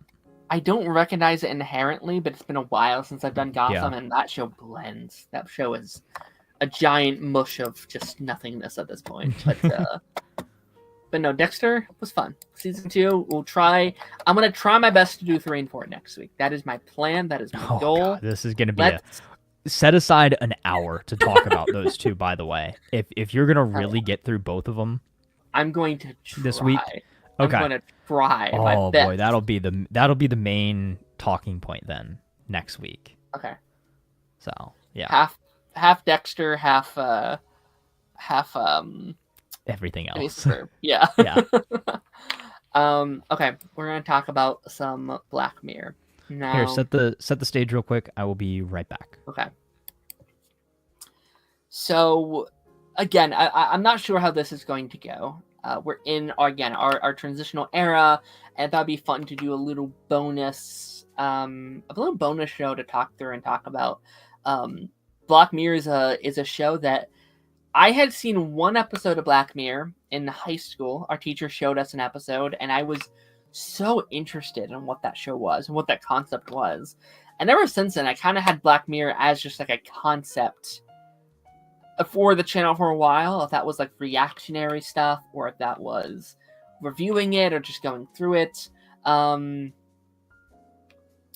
kind of like what they're doing, like what that whole show is, and with this kind of being like a slow time for the channel, I thought it'd be really fun to pick an episode. Did I skip the pick episode? So we skipped episode 1. I'm not sure if that is the pick episode or if it isn't. My friend said episode 2 is kind of a better starting point, and maybe we can circle back around at some points. I should also say we're not committing to anything. We're just every once in a while, if there's a spare spot, we can add it to the roster of movies and TV shows we can talk about. So, don't expect next week doing another one necessarily. Maybe we will, maybe we won't. But yeah, I'm really interested to see how this conversation is going. I'm just stalling just a little bit. I don't want to get started too deep in before he gets back. But I'm really excited to start to talk about this because I watched it today. I watched the second episode. I should also say, for those wondering, we are talking about 15 Million Merits, which is the second episode of season 1. The one with all the cardio. The one with the cardio. It was very funny because Taz texted me last night and be like, I'll watch it while I do my cardio. And I was like, that has a lot of cardio. It was pretty funny. Did you watch it dude, I'd be cardio? Yes, exactly. So I was literally on the unfortunately I was not on the bike today. I was on the Stairmaster. Yeah. But I was like, man, I'd be so rich in this universe. Oh yeah, you would. Oh yeah, you would. I started the episode and I was like, at first I was like, did I make a mistake recommending this show? Because it starts off it's a very jarring start to this episode. Yeah. Because it kind of throws you in and you're like, what are we doing? This is a little bit of a wild episode. Yeah. I mean, but immediately too is, I told you this even before I watched it, is I was like, okay, so I have a little bit of background on it, right? Like I know kind of the general idea of what these sorts of episodes are about, and it's very much so Twilight Zone inspired, or in that same vein of Twilight Zone, as you have you get the stage set of kind of this out there crazy scenario, but as the episode goes on, you start seeing like, oh, this is not too dissimilar from the world we actually live in, and you can start drawing a lot of those comparisons and start seeing all of these ideas that are like, oh, this is kind of just commentary on a very exaggerated commentary, but a commentary nonetheless on how we live currently. And it gives us kind of an open-ended ending and is sort of like, okay, up to interpretation. What do you think? Kind of turn it on to the audience without kind of saying, oh, but that's just apart from the Twilight Zone. Whatever. So. Yeah. I think it's really important to challenge yourself as an audience sometimes. I think it's sometimes good to watch things that maybe make you a little bit uncomfortable. And I think if every episode of Black Mirror is like this, I think I'll really like Black Mirror, because I like media that can challenge me. It makes me think about reality. It makes me think about life. It makes me think about what we're doing. And I think the scariest thing about this episode, I think we talked about this at the front. The scariest thing was before. The unskippable ads that you have to watch. That, yes, for sure. And there's also that it came out in 2011. It came out 14 freaking years ago, and it has simply never been more relevant.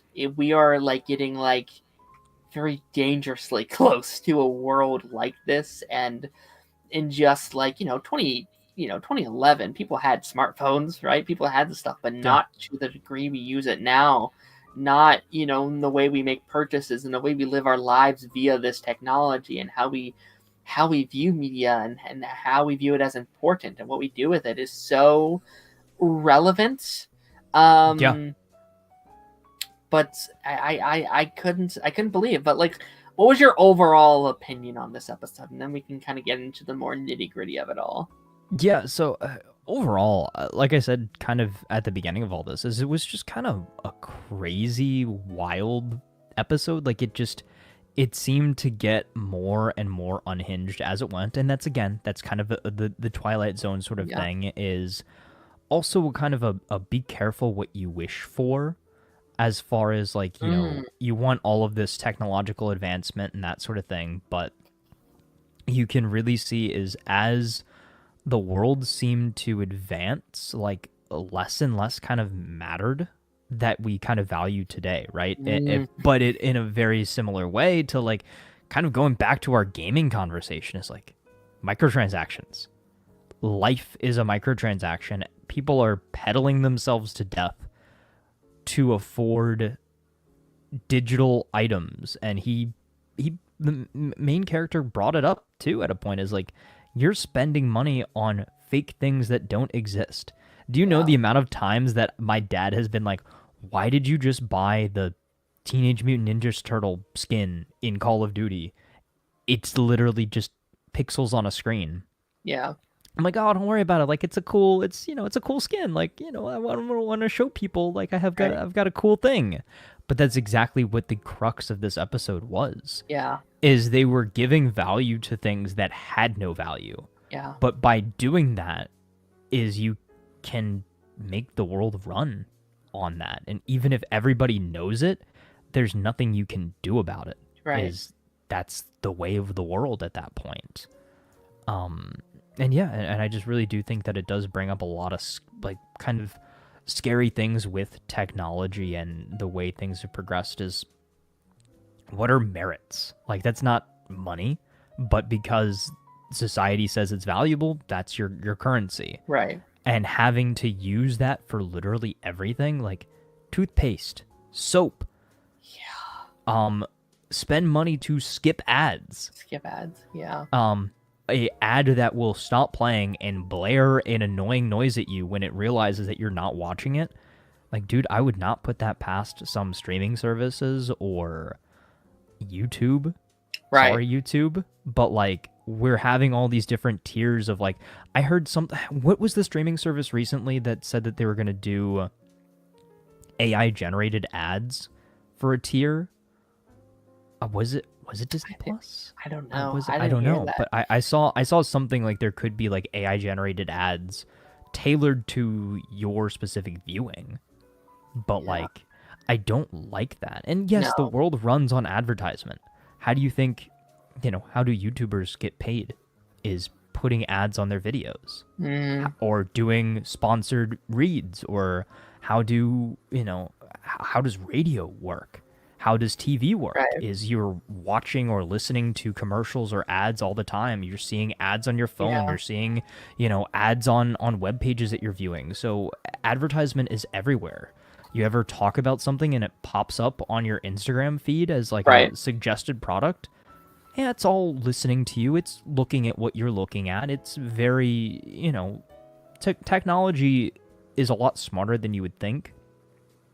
And it's crazy to have all of that be so visible and so omnipresent throughout this entire society. Yeah. I remember there being, I don't know if it ever came true or if it's going to come true, but like I heard a rumor that like YouTube was going to try and do a thing where ads play while you're not watching it, right? So like when you pause your video, it starts playing ads until you come back, and it's like, I don't like that. I don't like that one bit. And I think it kind of leans into the idea that like these people don't live in a world ever where there's not a screen in their face. That's the environment that we live in. 100%. And that's scary. That's really scary because I don't live in a world that's so much different, right? We get up and you look at your phone, and then your alarm clock goes off. You check Facebook, and then you make some breakfast, but then nope, on the PC, and you do stuff for a while. Well, turn on that PS4. When you get home from work, go up. Oh, you're at work. Go, turn on your music. Play. Put some music in your ear. Watch. Whatever. Like, want a break from the ads? Subscribe to Spotify Premium now. And like, not to get very preachy and be like, back in my day we didn't have your old grandpa would be, but it is a legitimate concern that probably needs to be brought up of like how much is too much, and how can you escape it when that's your world, and everything is on your phone, and your friends are on your phone, and your boss is on your phone, and your customers are on your phone, and all that stuff. It's like, I feel that 100%. I feel like I'm on my phone so much more now than I ever was, and that's because, like you said, my job is on my phone. Right. Like, I interact with people, I talk to people, do things all through my phone for work, and then I come home and then I work on videos and stuff like that, and I looking at news articles, I'm looking at trailers and things like that. I'm always connected, always online. Yeah. And it's scary, right?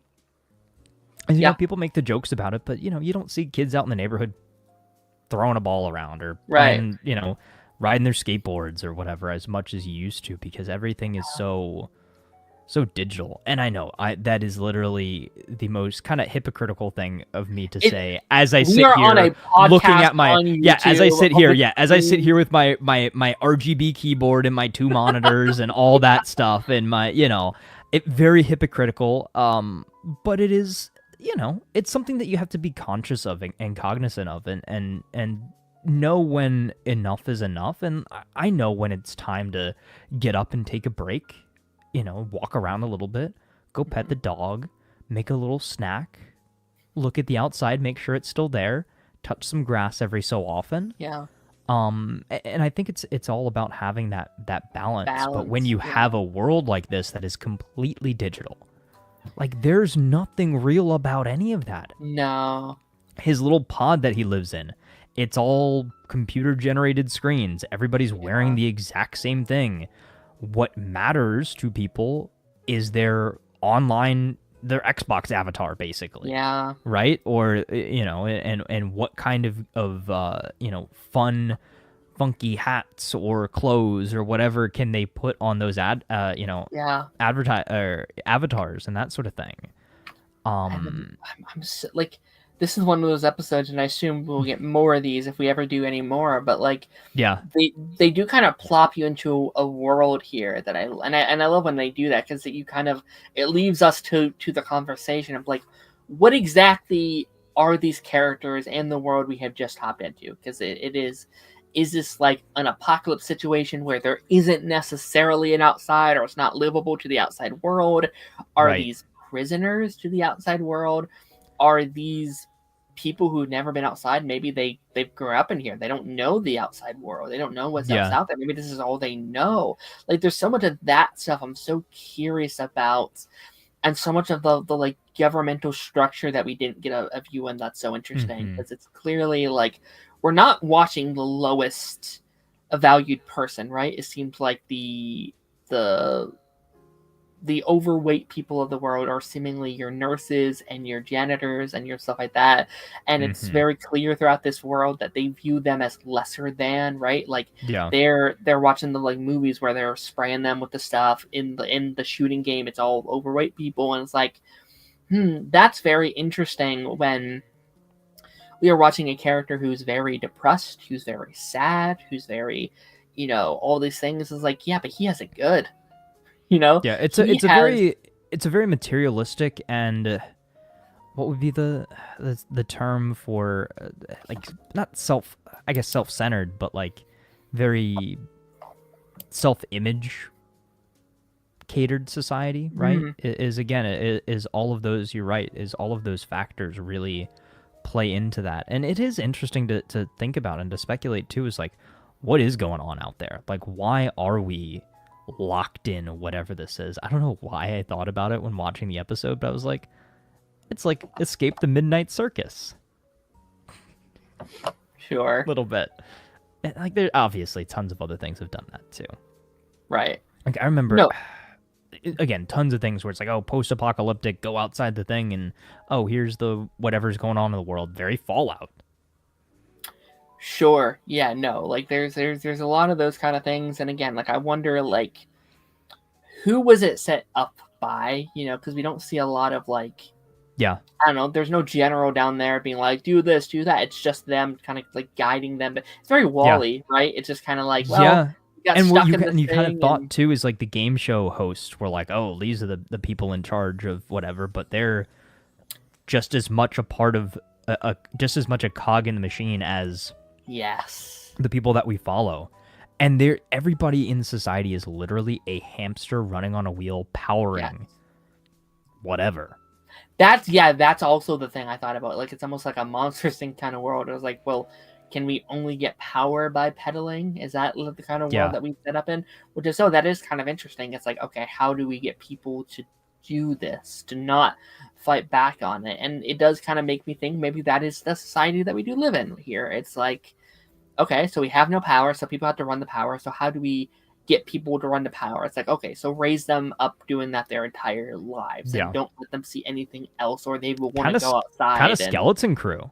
A little bit Skeleton. Yeah. I was thinking that too, where it's like, don't let them go outside, because there might be people that would say, hey, let's do that instead. Let's move on from technology. Let's move on from all this stuff. And there's probably people higher up being like, nah, I need my TVs, I need my radios, I need my, ovens and microwaves. And it's like, so make the people we don't like so much, make them do it, and we can live the way we want in our mansions and in our whatever. I don't know. This is all speculative. We don't know the answer. I think that's really, really cool.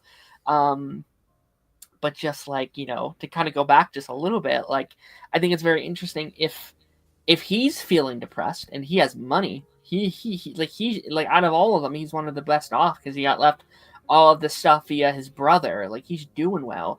How are the people who are, like those nurses and those janitors feeling, who has to take care of them? What are they like? And it's a world that is defined. It's like, well, your money is your worth. If you don't have this money, you don't have worth. And I think that's definitely very good. Yeah, I was gonna say that is something that is very much so, I feel like, felt in society. Yeah. And the fact too that, inflation wise too, is things are getting more and more expensive, and you see it all the time with people talking about, oh, like, you can't get a house.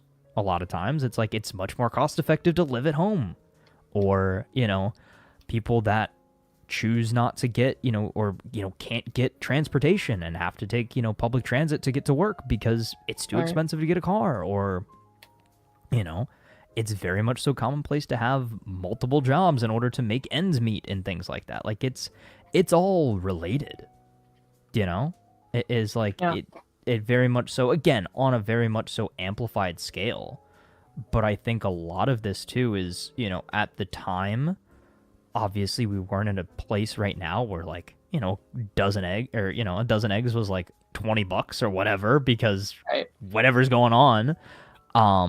But still, it's like things are crazy overpriced, and it's an again, very much so big moral episode, big moral dilemma episode. It's like, are we inching closer and closer to that kind of dystopian future every day? And unfortunately, I think the answer is yes. Yeah, no, I definitely think with, like, not to get back into like an AI talk that we did a couple weeks ago, but like I do think we are so self-reliant on these things.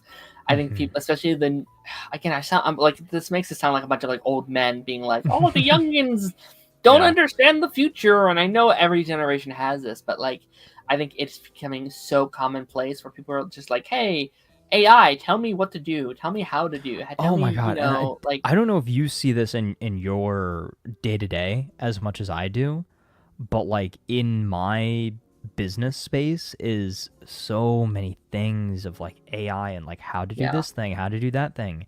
In the creator space, just today, I got so many ads that popped up for me that was just like, oh, do you want to take this hour-long, long form video and turn it into 10 viral shorts?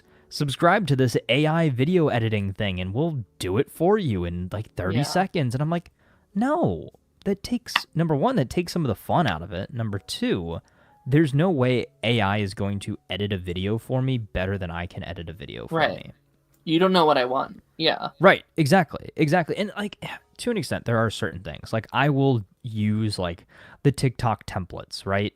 But I think a template is a template. That's like downloading a template for a spreadsheet or something like that, right? You're still filling it with your original content, your information. But when it goes to the part where it's like, okay, we're going to have AI auto-generate and figure out what the most important part of this stream is. Like we could literally take the stream, plug it in there and do that. It's like, okay, here's the most important things. Here's the more important parts of what I'm saying. Here's what you're saying. Here's the words that we want to specifically emphasize and highlight from how we're saying things. Here's the B-roll that's going to go into it. This is how it's going to be edited. AI does that in 30 seconds. Right. Versus, for example, the video that I posted this past week was the chopped up segment, shameless plug, was the chopped up segment of our Last of Us discussion. That took me like, all in all, probably like 6 to 8 hours to get all, edited down and, put some B-roll and stuff on there, over a couple days. But like, I would never want to cut that corner, right?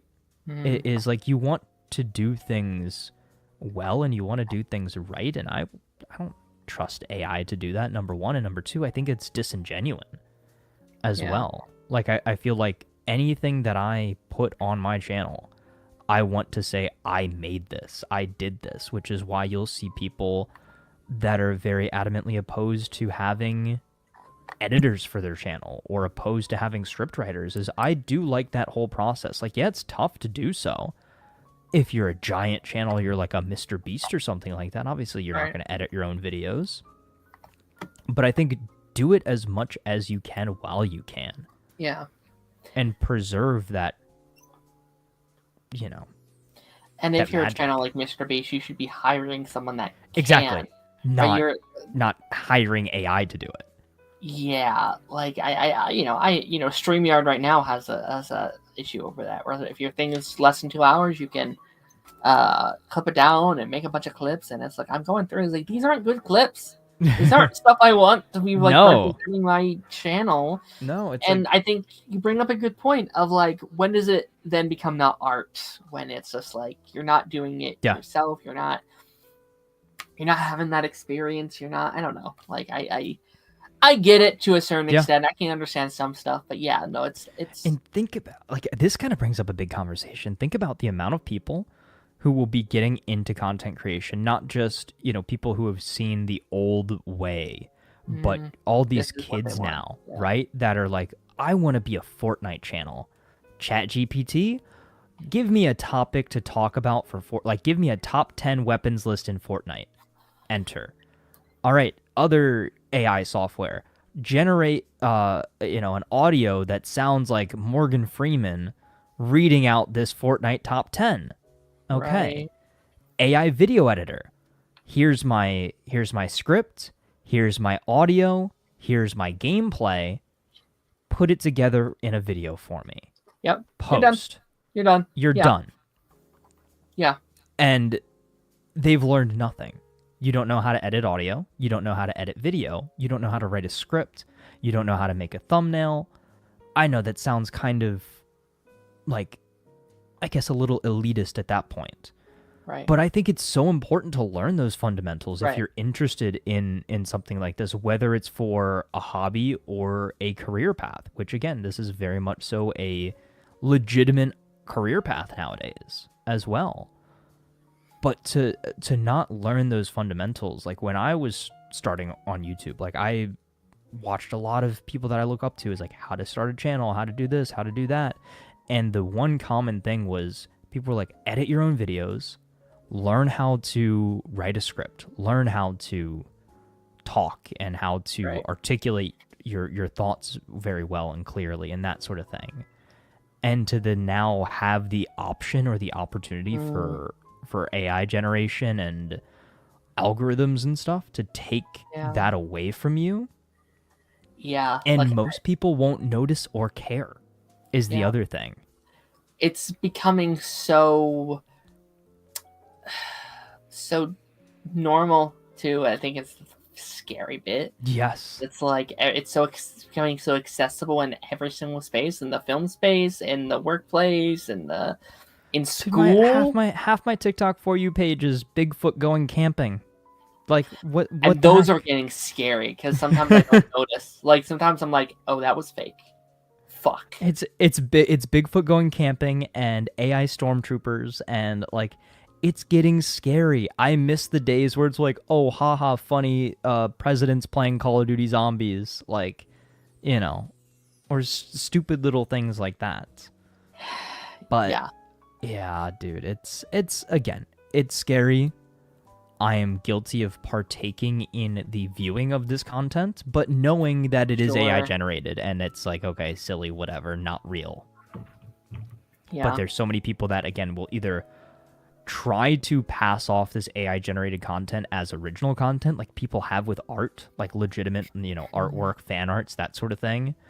Or again, it's going to get to a point where you've got videos of, again, people making all of this stuff with AI, and you're not going to be able to differentiate between who actually put time and effort into this and who spent an hour on ChatGPT.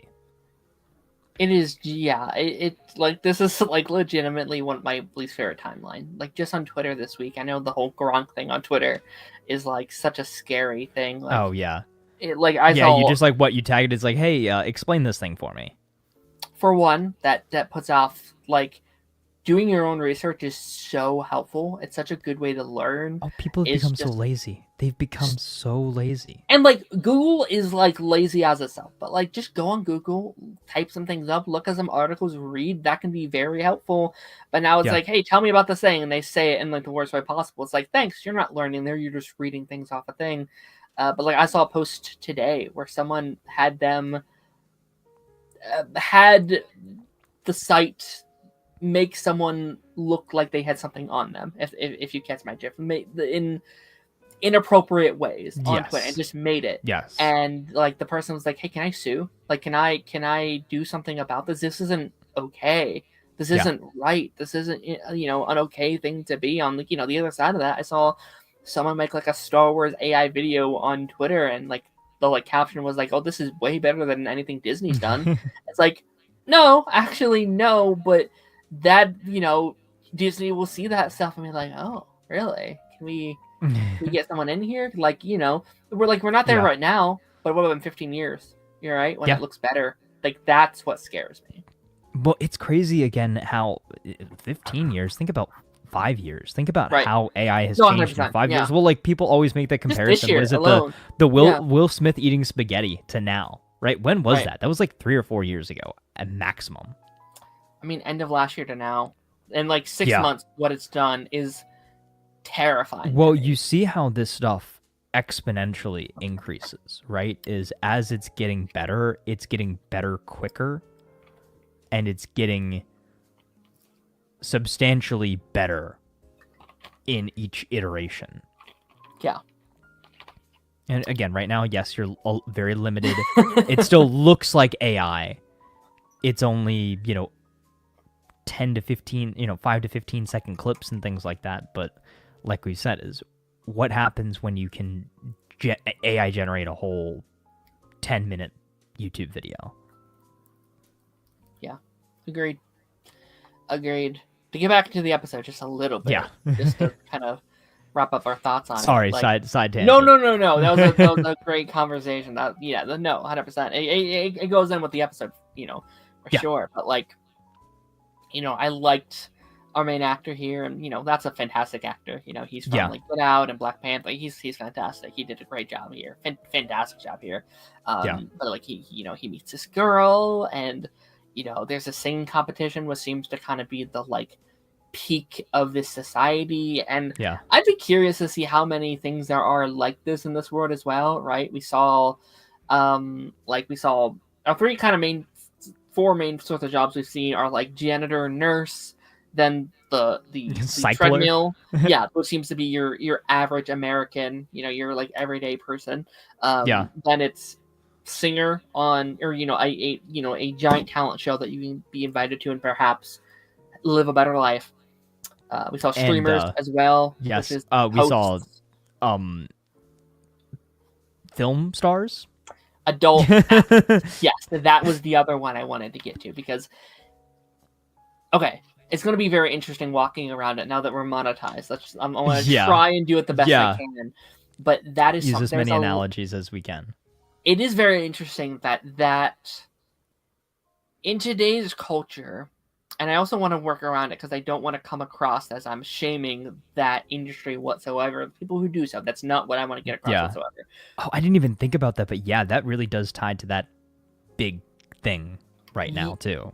Yeah, because like I think it's interesting how it's viewed, because it's very celebrated in this world. There's a lot of propaganda for that industry, and there's a huge push for people to go into it, to the point usually they are showing it on everybody's screen. No one's ashamed of watching it, and they're marketing towards it. They're like, hey, do this thing. This is a course that you can go and you should go into, and there's no shame. There's not only no shame in it, but there's also no shame in like sexualizing people in the real world and being like, yeah, you should do this because this is your worth. Like, this is what you deserve. And such a heartbreaking scene when like she goes to the talent show and they're like, so take them out, just like, because that's what that's what you do. And it's like, they're like, oh yeah, you're above average singer, but how about you go down this other career path? Like that's all I can think about, because you're a woman and you're pretty, and it's like that's what we want.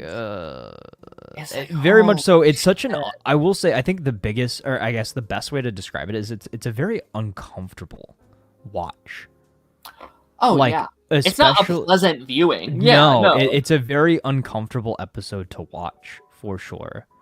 And like, and I think that too makes the big moment where our main character kind of goes out on stage and like very heartfelt, very emotionally says his piece. And I think that's kind of the big thing too, is he says what I think everyone is thinking at that point, and no one can say. And the big twist too was that the judges actually agreed with him.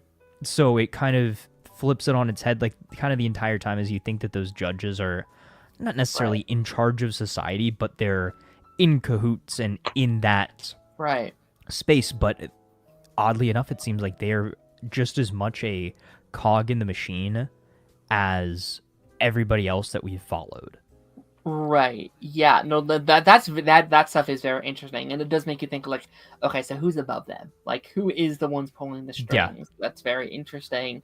Pay no attention to the wizard behind the curtain. Yeah, and it's definitely like, but it turns into like a gimmick, right? It turns into like, oh, that's nice to hear. Like it's the same kind of effect of like, people like listening to inspirational podcasts, but do they actually fix their lives? No, they just want to think that they're doing something to improve their lives, which is... And so, okay, biggest thing too, can't have all the biggest things, but another big thing. Right. Do you think, I guess, how I kind of perceive this ending, right, is he's become the very thing he swore to destroy. Yes. Is he's got that fake backdrop that makes it seem like he's one of them in their little tiny cells. Yep. during his little 30-minute stream, and then afterwards the veil is lifted and he's in his nice, expensive, high-rise looking kind of apartment, out looking on a beautiful 8K screen of whatever whatever world he wants it to look like. Yes. And also too, does he even care about the girl anymore? Like, I thought the whole point was getting back to her, but it seems like he got caught up in the nonsense and doesn't care anymore, which would make sense if he literally drank the Kool-Aid. Yeah. Like she did. I don't even know if he really ever did care about her, if I'm going to be completely honest. Like, I didn't seem like she really wanted to go to this competition. Like, it wasn't something she really wanted. He wanted that. And she gave him a glint of hope. And it's like, no, you should do this, because he couldn't do it himself, right? He couldn't go to this competition. He wanted to see something real. And I guess the way I perceived it is, I think that was a little bit of a selfish decision. Interesting. He wanted something real. He wanted something genuine. And since he couldn't have it, he could give it to her and go by this journey via, what he gave her, kind of thing, right? So basically she's a means to an end. And he completely, while yes, he helped her life as far as monetarily goes, he completely screwed up her life as far as what she has to do to now earn that money. When in a lot of ways, maybe both of them would have been just as happy and content with what they had. And maybe it's be careful, again, be careful what you wish for, because it might come true. Very much so Twilight Zone style. I mean, I'll say I would rather the treadmill than what they have, because again, we don't know what else they have the options to do right up there. But it's like, he has 2 streams a week, and he's by himself. He's stuck in a white room by himself for the rest of the week. That's no life. Yeah, but there's not enough context though, right? Because it seems like very much so from what we saw is like, all right, it is basically you are in prison. Wake up, go to work, do not pass go, do not collect $200, go back to your little room, and that's it. Right. No, you're right. And then it makes you think that is all there is to life, but obviously somehow they get to the singing competition. There's other things going on, like can they do things and they just are choosing not to? So I think too is the way in which it's presented makes you feel and think a certain way. Right. But I think to your credit too is maybe him being selfish and that sort of thing is the way he treats the other woman that helps him out early on, like, oh, hey, here's the apple trick, that sort of thing, is he very much so like brushes her off and is like, all right, cool, thanks, whatever, I'm not interested in hanging out with you, sort of thing.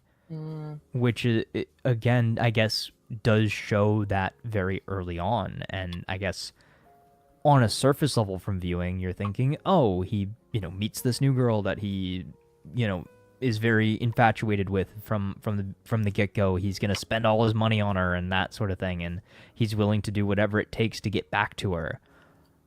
But I do also really like the dark side of the equation is, oh no, he's using all of these people to get exactly what he wants. And he snaps, he crashes out, for a lack of a better term. Yeah. And then then just given everything he ever wanted. And he's like, yep, I've won. End of story. Yeah, it's like definitely a good narrative, or a good representation of it's hard to escape, or sometimes even impossible to escape what society demands of you, right? Like, both of these characters are in impossible situations where they don't have any control. They don't have any real control over their lives, and what this world wanted for them is what they had to do, and what they ended up ultimately where they ended up going. And even when you think you have control, you don't really have control. You're not really as free as you thought you were, even with the power, and I'm sure a lot of people feel the same way now, right? 100%. How many people work 12, 14-hour days where all they have time to do is get up, go to work, come home, eat, go to sleep, and do it all over again. Do it all over again. And yeah. I know how I feel when I have like 12-hour days. It doesn't feel great. No. You know, it doesn't feel great to only, have your whole day revolve around that.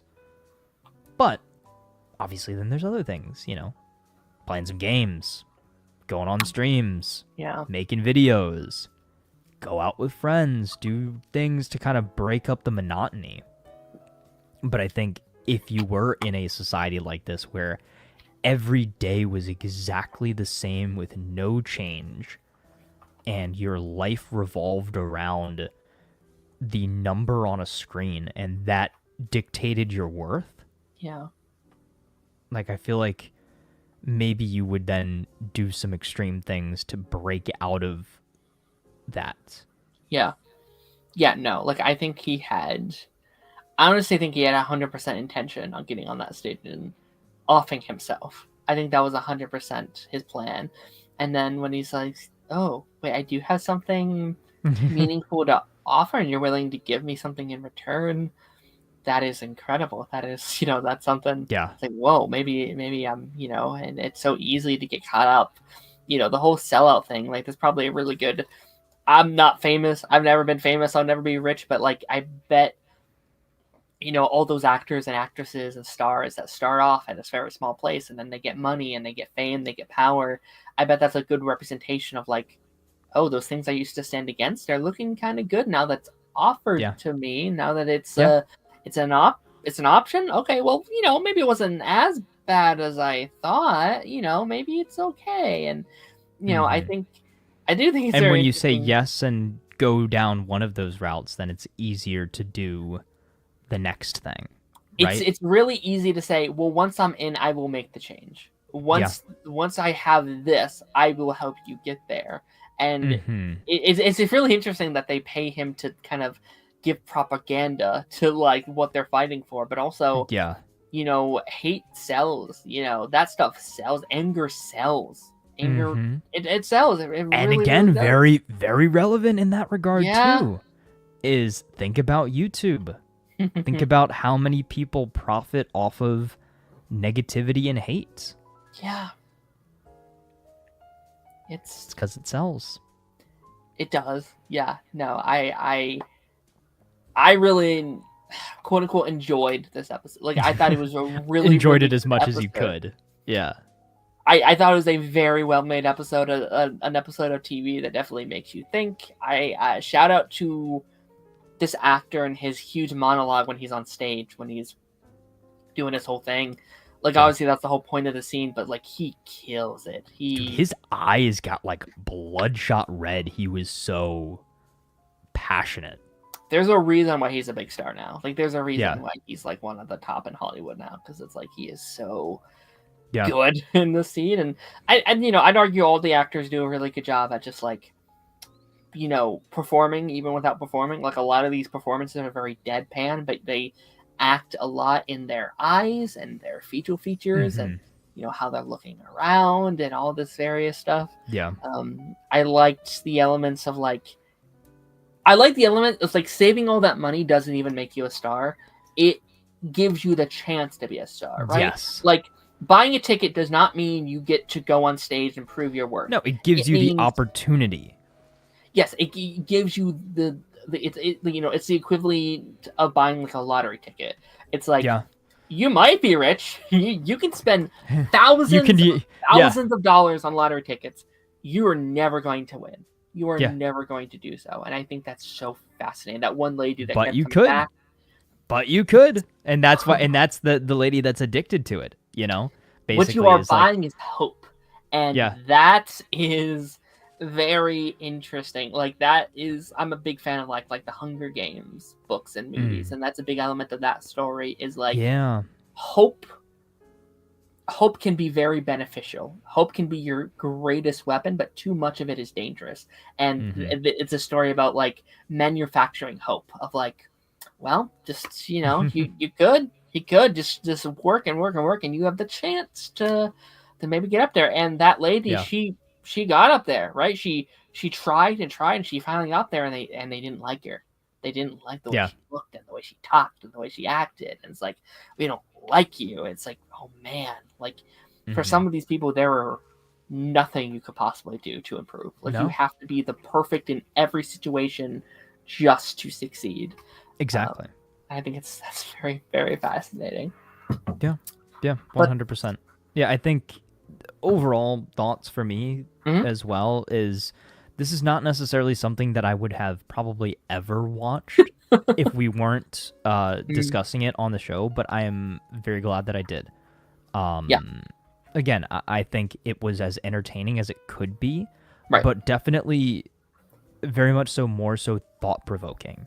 Yes. And I think that's again that's the point of these kinds of shows. Yes, they're entertaining, but it's also to give the audience and also kind of be a little preachy without being overtly preachy.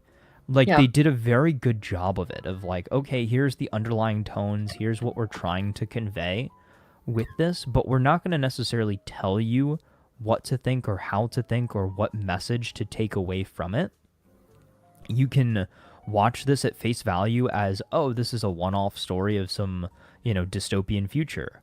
Or you can look at it from the other side of things as, oh, this is kind of like social commentary on consumerism and the rise of technology and how the world has changed and how we could be heading down a very dark path if we continue to value the certain things in society that we do.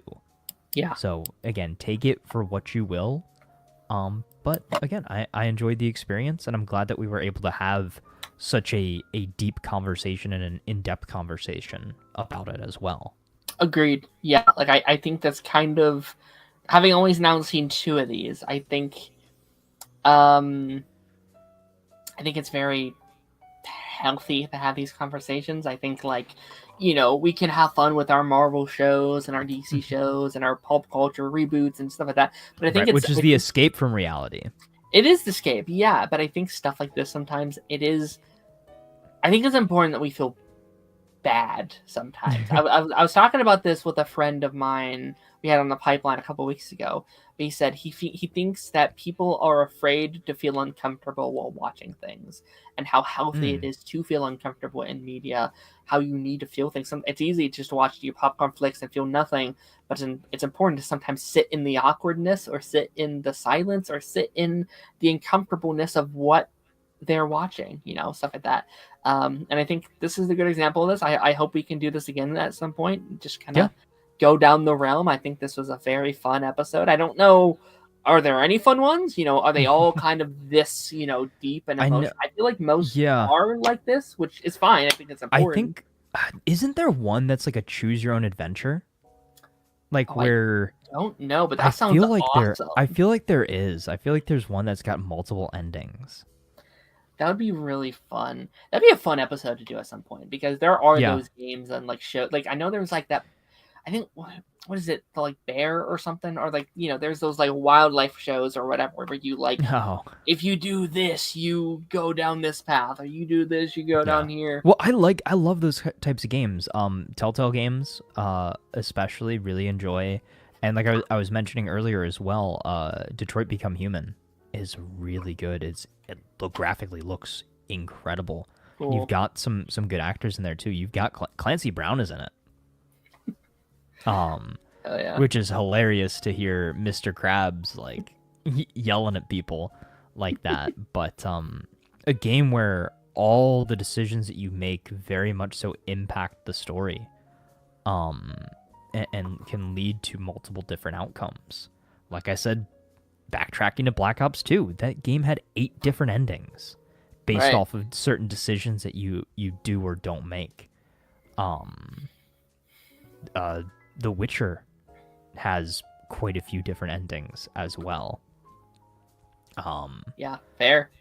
But yeah, I do think that giving your audience that control can be very fun, and I think that that's why sometimes when games try to translate into television or movies, not having that control can be a very tough thing.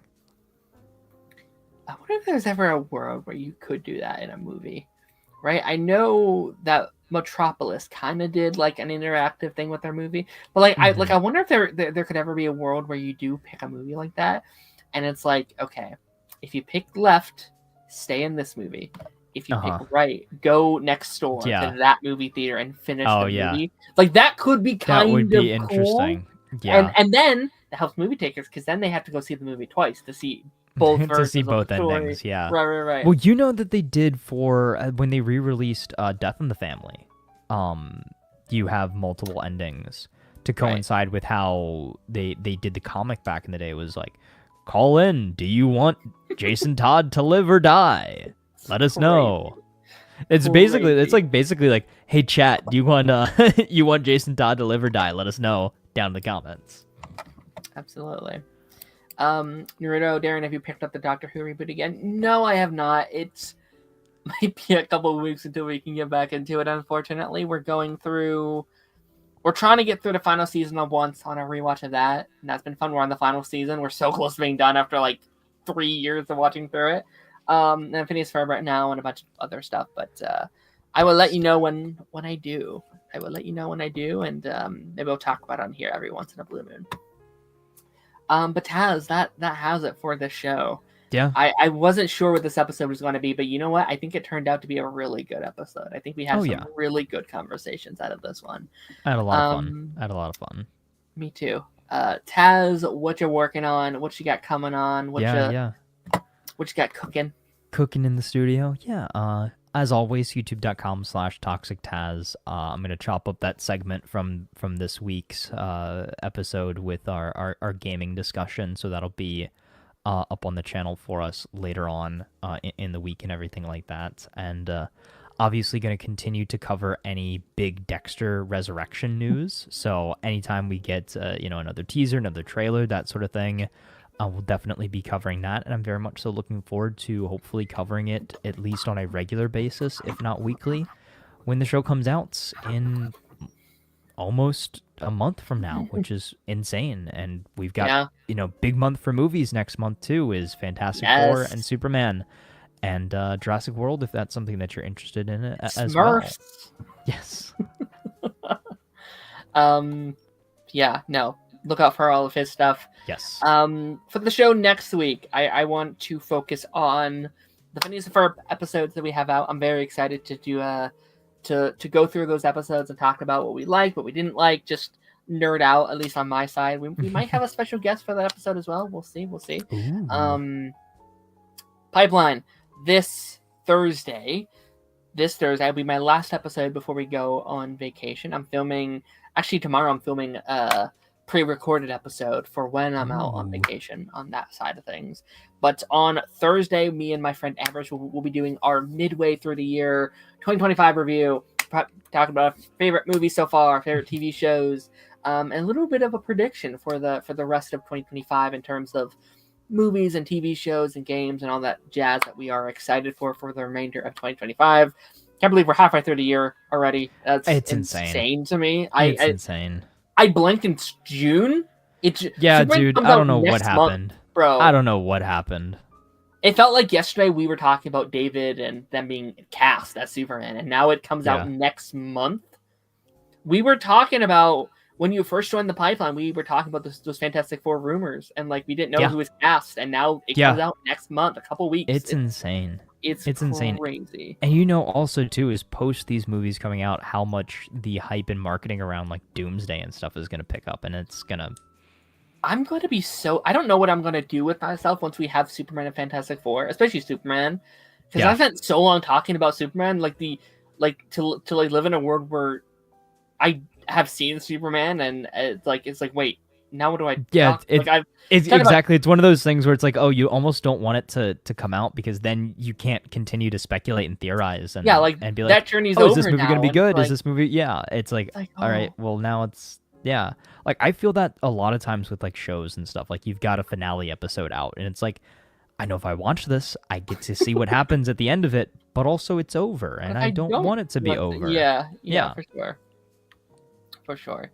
But yeah, ladies and gentlemen, thank you so much for watching. This was a bit of a weird one, but I think it turned out very well. Oh yeah. So yeah, without further ado, ladies and gentlemen, I will see y'all on the